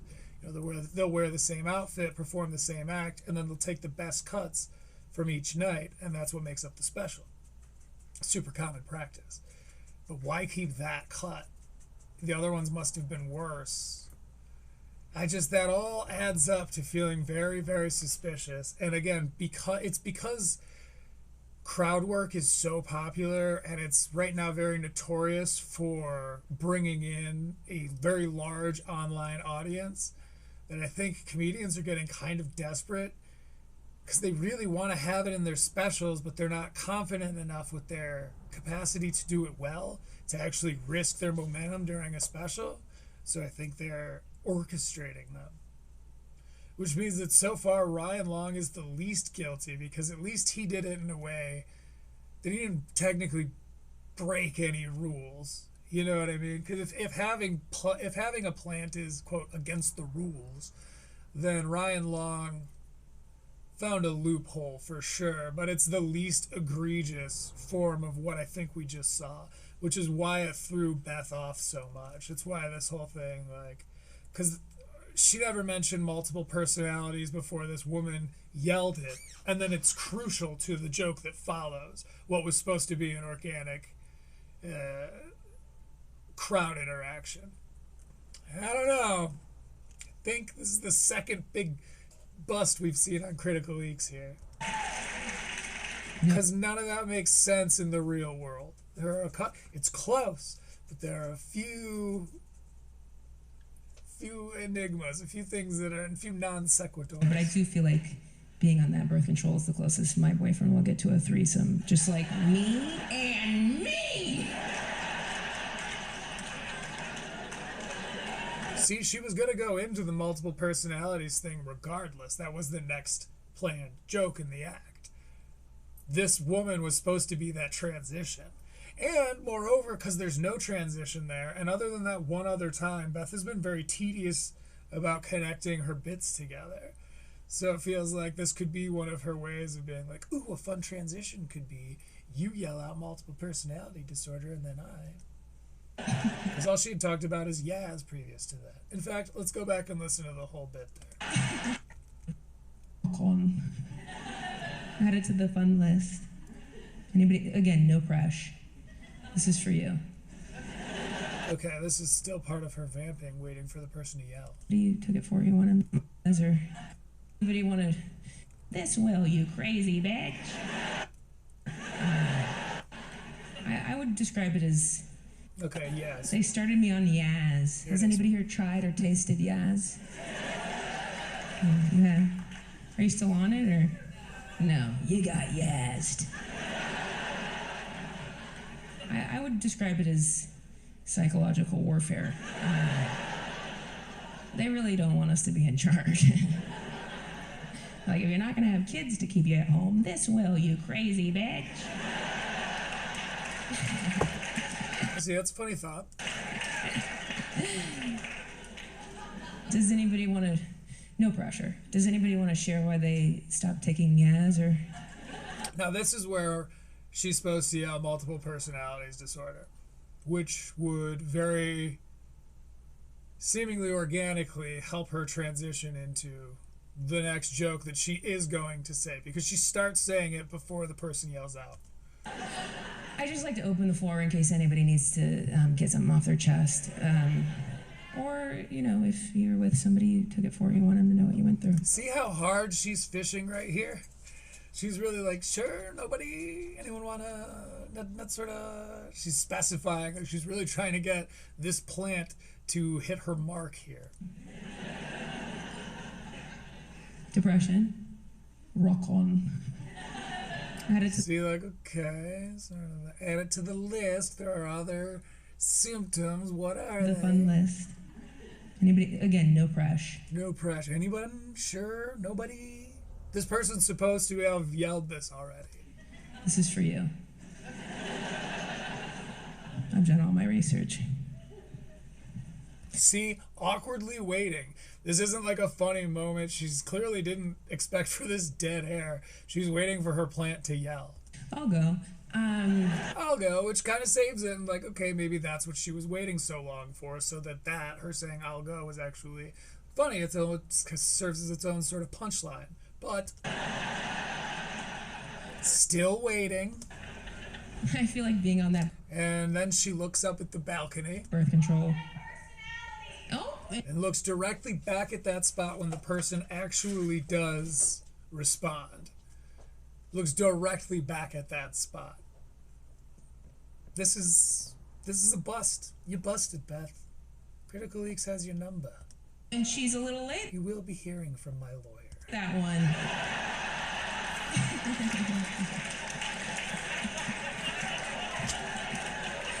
We're glad you're both here.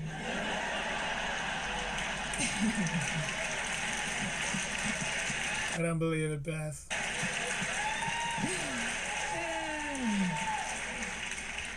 No, but I do feel like being on that birth control is the closest my boyfriend will get to a threesome. Just like me and me.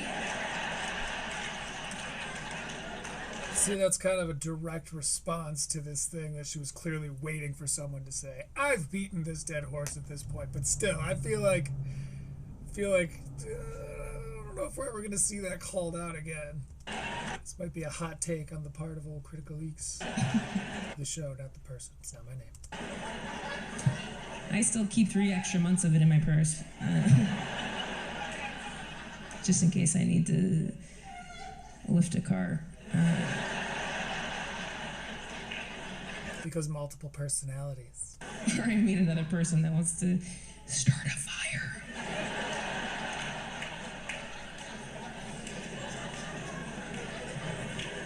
I will say we did have some fun with that birth control, because we would do some birth control bits, my boyfriend and I, like stuff. Because I would take it before bed, and so I'd be standing across the bed from him in our matching morph suits with the hole cut out, and I would say to him, Good little callback. Again, I'm a sucker for those, and they do, in the case of a special, help make it a more cohesive unit, so that's good stuff. Just calling out the suit thing with the crotch missing or whatever from earlier. thank you for reminding me to take the pill. He didn't, but I like to put that on him. And then I would take the pill, and he'd make me lift up my tongue to make sure I swallowed it. Like,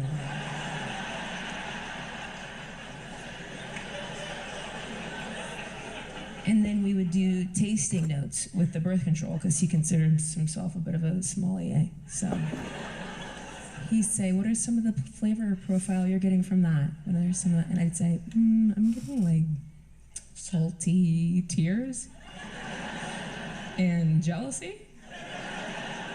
And then he'd feel bad and give me a kiss, and I'd be like, "It's so powerful. Any residual flavor profile for you?" And he was like, "Total peace and freedom."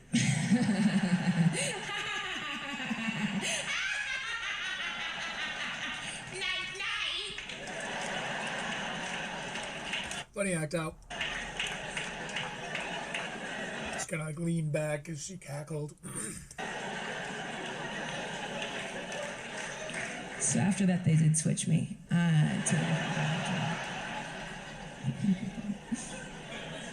I After what? switched to Laraneffy, which is generic for low estrogen. Not sponsored. I don't know why I got so specific. I wish. Can you imagine if I was sponsored by Laraneffy? No, because I haven't heard of that. Just like a lot of other people probably haven't heard of that. Very specific. I just reached out on Instagram. They're like, "Hey, what's up? We saw you made the switch. Curious if you could do a quick promo vid for us." I'd say, "Sure." And they'd say, "Action." I'd just be like, It's like a little bit better. I don't know.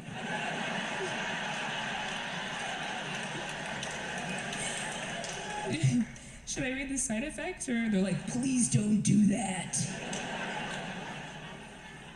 I'd be like, that's weird, because I actually always have the side effects printed out with me at all times. She's pulled something out of her pocket, seemingly a list of those side effects. More as this story develops. She's put her glasses on. At Planet Fitness. And it's an ad. At what point are comedians going to start getting upset? I don't mean to make like a super Red Barian point here, but with these advertisements, you know, them being sellouts and having no integrity aside, excuse me, would you? At what point are they gonna realize that it fucks up the timing of their jokes? Like this right here, like there's a cadence to it. She's been building to this. Like there's a rhythm to the things that she's been saying, and now suddenly it all dies and it's a hard restart at the wrong spot. You know how people love to be interrupted when they're reading because it makes the story make more sense when you just can't quite get through a full paragraph without something demanding your attention. You know how people love that? It's like it's so basic. You'd think that some of them, you know, would have the artistic integrity, which is such a huge ask these days. It's such a lofty phrase, which shouldn't be the case. But you'd think they'd have, some of them might have the artistic integrity to be like, look, dude, I'll run ads on the rest of my shit. I'll run ads on my 3 podcasts, and I'll make money off of my Patreon monthly subscribers who are basically just getting an unedited version of the thing they could get for free. Like, I'll run ads on them. I'll make money off of them. But my special, like, I took the time to write this in a certain way. Like, I want them to experience it the way that I wrote it. Why has nobody done that? I'm not saying I think it'll ever become commonplace, but why has nobody done that and then used it as a selling point for people to go watch? At this point, we're so sick of constantly being buried under a mountain of advertisements that, like, it is something you really do actually appreciate as an audience member. Like, oh wow, they're really investing in our enjoyment. And as an audience member, that makes me want to support that artist and watch the rest of their things. It's a good way to build a fan base, a base of people who root for you because you were understanding and relatable to them. But like giving it to 800-pound guerrilla media so that they can make a bunch of ad revenue off it and cut you 10% of the ads, and also it'll see more eyes through us. It's just like, when is there going to be a comedian that's like, fuck that? I want them, like, I took so much time to work out my pacing on this. Like, why would I let it be interrupted right before every single punchline? Side effects of It's upsetting. Larinephy are nausea, vomiting, abdominal cramps, bloating, spotting, changes in menstrual flow, nipple discharge. Not yet, but here it comes.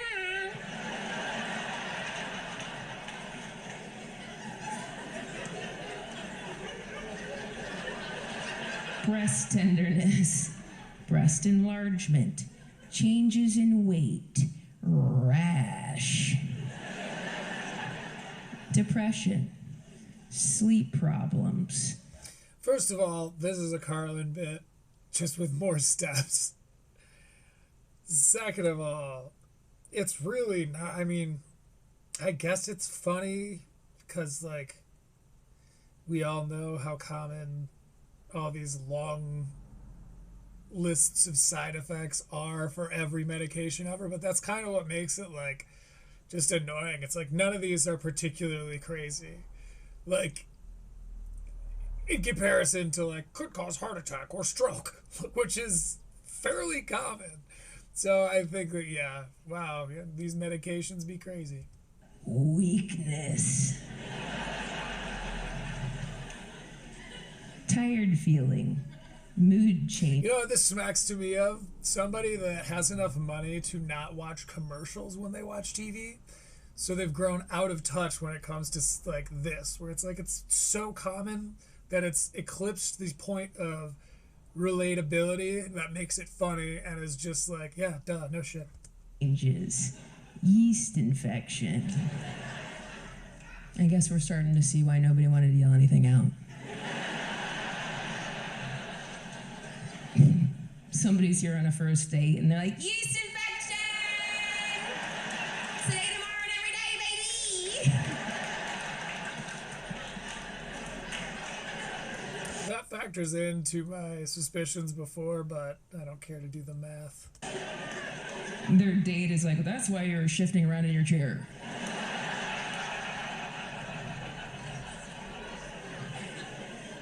I actually do have a yeast infection joke that I could never really find a home for, but this does feel like a good spot for it. And damn it. I did hear a chant from the back that was like, tell it, tell it. Thank you. So the yeast infection joke goes like this. Oh, God. I won't know that you're cheating on me. You don't want to be in here, girl. You don't want no part of this. But my hoot will, because it turns into like an old southern chef that's like, I knew you were having guests, so I baked something. I don't get it. I don't want to get it. I want to move on.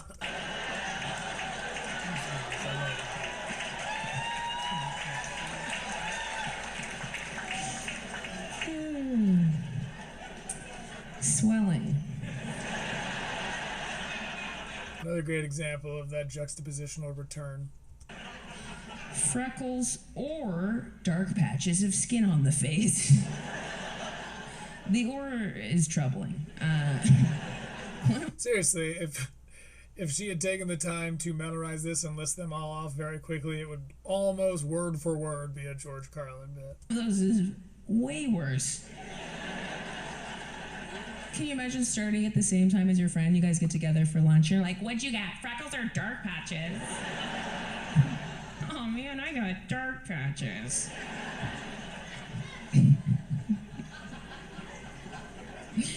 The last one's migraine.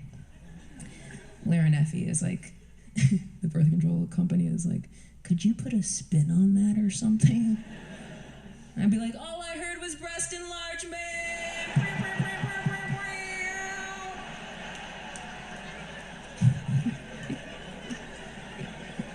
So strange. Such a difference in tone and direction from Act 1 to now Act 2. This one's a lot more like kind of free flowing. The first one was very like it was a freight train right to funny. This is a little bit more of a leisurely cruise through some pretty feminine material. Passports. Again, I think dude comedians that make a bunch of dick jokes, and I think they run the risk of doing the exact same type of alienation, but it's definably and categorically polarizing. Excuse me, would you? To spend especially this much time of your act, so much of your act based around like things you kind of have to have experienced personally, like, because again, all of this I'm just like, oh, okay, yeah, I get it. And again, I know it's not for me, probably a lot of this is like, it's for the large audience base that is, the women in her audience, but still, even if a guy does it, I think it's sort of it's a weird move, because even if your audience is made of chiefly dudes, it's like, well, but you're cutting off a whole percentage of people who either find that tasteless or can't relate to it at all. Anyway. The longest time, aforementioned, I was a gymnast, so I had pecs for ages. I was ripped as a child. And when you don't have boobs as a kid, you really want them because we're taught that there are worth. And I do remember like wearing a padded swimsuit at the pool. Trouble with that is when you get out of the pool, there's like just 2 waterfalls dripping underneath. The good thing was I was strong enough that I was able to like pull myself out of the pool and at the same time squeegee my tits out. and then head to the snack bar, get a frozen Snickers, whatever you want to break a tooth on. But by the time junior high came, I couldn't just show up empty-chested. How was I gonna get a dude back to my mom's unfurnished basement? So I had to act fast. I went up to my mom's room. I stole her water bra, which Victoria's Secret stole from a hose in water balloons. And then just charged us $50, and we were like, honestly, we'll do anything.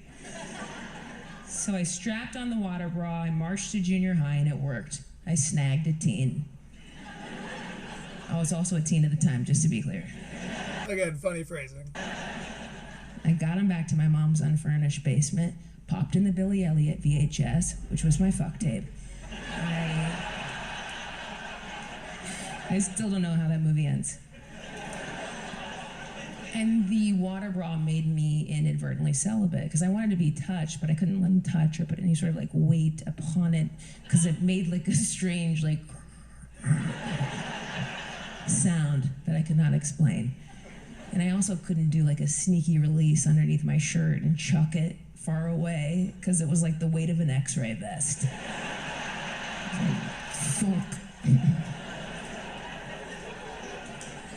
And after that, I would have had no choice but to be like, ta-da! I made my boobs disappear.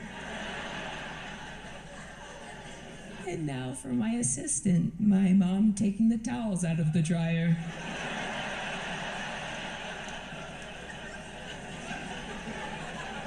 And magic is not hot. You know, it never will be. It's a trick. A guy wants boobs and he gets water. No. Again, strange, this would be interesting if she's using that as her transition here. We're coming up to the end. We're in the final 10 minutes here, so I kind of want to see how she pulls this one off. I find that this is so common, but Act 1 really, really, really had me fairly enamored with her writing style as a stand-up. And Act 2, I feel like is far more common, a little bit more, following genre lines almost, like obligatory yeast infection stuff. It's like if a dude comic talks about like masturbation. It's like, yeah, okay, check it off the 2025 stand-up comedy bingo list. Not cool. I feel like the only time that would work is if it was like reversed or something. Like if you're running a... And part of it is that I'm like, oh, okay, girl stuff, which I called out. But also, looking at it objectively, just... I feel like there's far less attention to the writing in this second half. Marathon, and I was volunteering on the side with the water. And you came up for the water, and I was like, or you can touch my tits. I'm like, oh my God, thank you so much. I know there's water up here. I don't know when there's going to be tits again. Thank you. That was the longest I've run in a while. The last time I went running was through the airport, and it tasted like coins in the back of my mouth. Just a little blood back there. I didn't grow my boobs until college, and it was with ice cream. And since then, I've gained and lost weight so many times over the years. My boobs are like an atheist dad at Catholic Mass.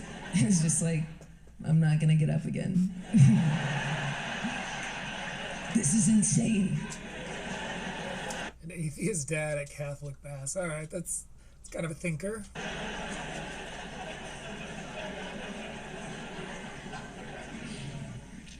Okay.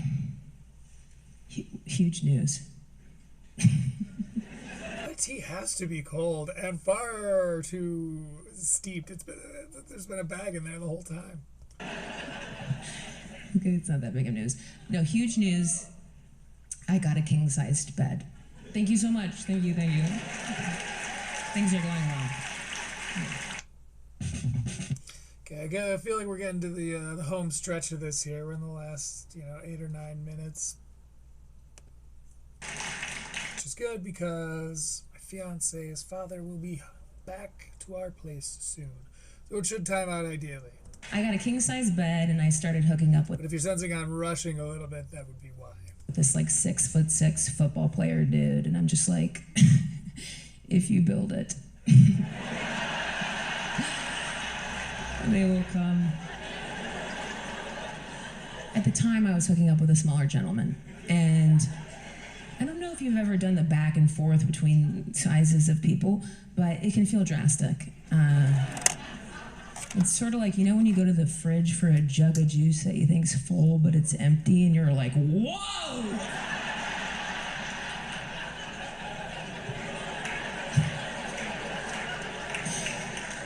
That's the only way I can describe that. I was pregnant once, but I caught it early. And I went over to Planned Parenthood and got some MIFA and MISO and what I call jump-started a late period. And then I went and did a table read and a taping for Comedy Central, so we really can have it all. And, you know, if you're feeling like you don't align with this story or my beliefs, don't worry, there is somebody in the story that shares yours. It's a leprechaun in Orlando.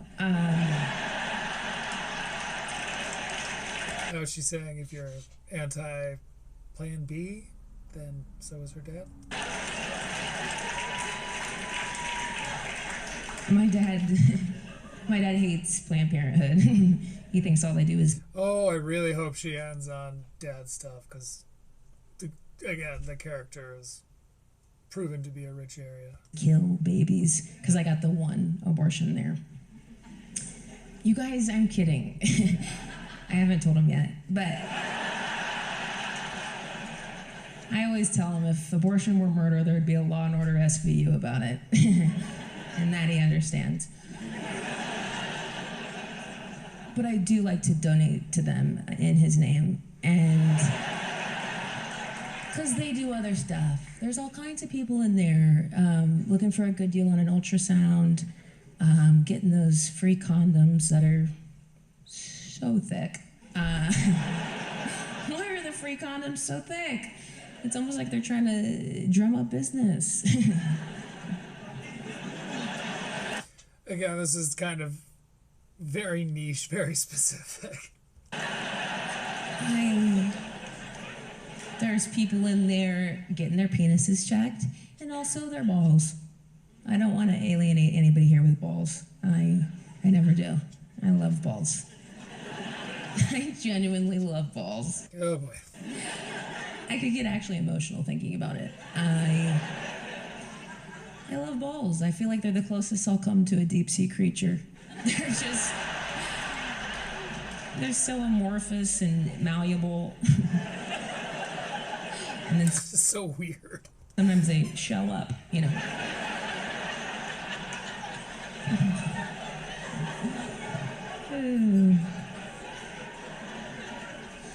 So I did this fundraiser. This fundraiser for Planned Parenthood. It's this yearly event called the Birds and Bees Bash that happens in Santa Barbara, California, where a bunch of rich old people gather together and throw money at the cause. It's a beautiful thing. So they invited me to come do 15 minutes of stand-up, and I show up. It's a swanky event, so I've slapped on a skirt, which is obviously a big deal for me. And they sit me down in the back of this beautiful banquet hall next to Joanna Kearns. Okay, so we're in the last 5 minutes here. I have high hopes because she's doing another long-winded setup, which in the first act I found paid off more than one time. It was worth it, so back in. Wasn't a huge fan of pretty much everything since the halfway point, but hopefully Beth is able to bring it home in this final joke. Let's hear it. If you don't know who that is, it's Mrs. Seaver from Growing Pains. And if you don't know who that is, I don't care. I was so excited. I sat down and I was like, Mom. So she explains she's going to give the keynote speech, and then she'll bring me up to do stand-up. I was like, great. So Joanna's up there talking about Planned Parenthood, how they helped her and her family out with breast exams. And a woman at the back of the room, at the table next to us, starts to have a heart attack. And Joanna just keeps talking because she doesn't know what's going on in the back of the room. Just like I can't know what's going on in every room I'm in. People could be up in the balcony making sweet love and we would have no clue. Especially if it was like super slow, like I like. So Joanna's up here talking. This woman's having a heart attack. I'm watching her have a heart attack, and I'm also thinking, like, what jokes am I gonna tell? You know? And then an ambulance comes very quickly, almost as if they knew there was a gathering of olds and they just parked on the corner. So they rush in. They put this woman on a stretcher because it was a heart attack. It was like a low-key heart attack. She fell out of her chair and her husband was worried. But as they were wheeling her out on the stretcher past our table towards the door, she looked at us and she said, "I'm so sorry. I'm fine. I am so sorry." Which like might be the epitome of being a woman. Just like, "I'm sorry I interrupted with a heart attack. I'm happy to die if that helps. I really will. I'll go die." Again, funny thought. I'm expecting a little bit more of a payoff to all of this backstory, but So just as they have her outside the door, this is when Joanna leans into the mic and she said, "Who's ready for some stand-up comedy?" And I was like, "Oh no!" So I get up and I'm like weaving my way through the tables in my dumb skirt.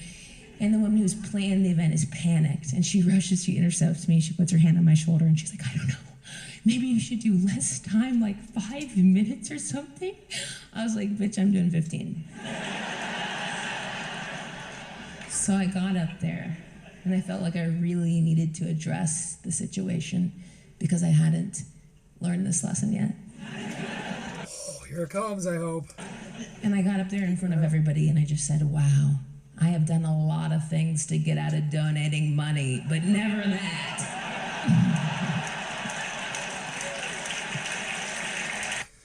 So that was an impromptu joke from another time that she told at the time that was so funny that she saved it to retell it here, but needed to set it all up with that immense backstory first. This might be a miss. If the last time she did this, it was a home run, this is a foul ball. And into an ad. Yeah. I don't love the way that she's ending this. And that is costing her precious, precious points. About 2 minutes from the end here. And we'll give it an Eek score and we'll be on out of this thing. There were less laughs. It's taken me a few years to be able to talk about that. But I do feel like my dad would be proud of me. I bombed a Planned Parenthood. It's funny. She's great with wordplay. That's been some of her strongest filler material. A mammal from the weasel family do that? Callback. Feels like I'm making the Christmas card this year.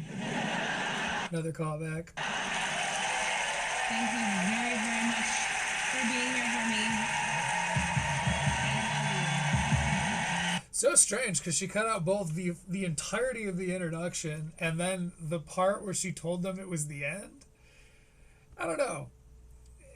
In my opinion, this sort of fell apart after the first half. The first half was amazing. So well done. Again, I'll be doing the Callan. I'll probably next I'm going to try to tackle the Brian Callan one just because it is sort of complicated because it's a contrarian take I have, but one I am right about, that there are elements of the Brian Callan special that make it very well written. But the same thing happened in this one where the first act, so much attention to detail. The transitions are immaculately structured. Really took the time to, especially with the dad story, taking the time to be funny while you're introducing this character, giving us some background information, who he is to her, the sort of thing that he's capable of doing, and then then waiting to do all of that and then tell the joke that requires us to know these details about this character was very, very nuanced. It was very adept writing. I'm super impressed with the first half of this. And the second half just kind of devolved into almost like very blue, traditional, like, you know, my genitalia and stuff like that, which if you're a woman and doing it, or you're a man doing it, or a non-binary person doing it, I just am not interested. I think overall, this gets an 8, which is the highest so far since we've been doing these live. If you had a good time, be sure to like and subscribe and follow and all of that, because we are in need of a tribe. But this has been Critical Eeks, and in the meantime, be nice. I forget I do the outro music. Wait for it. Here it goes. 2, 3, 4. Alrighty, we're out of here.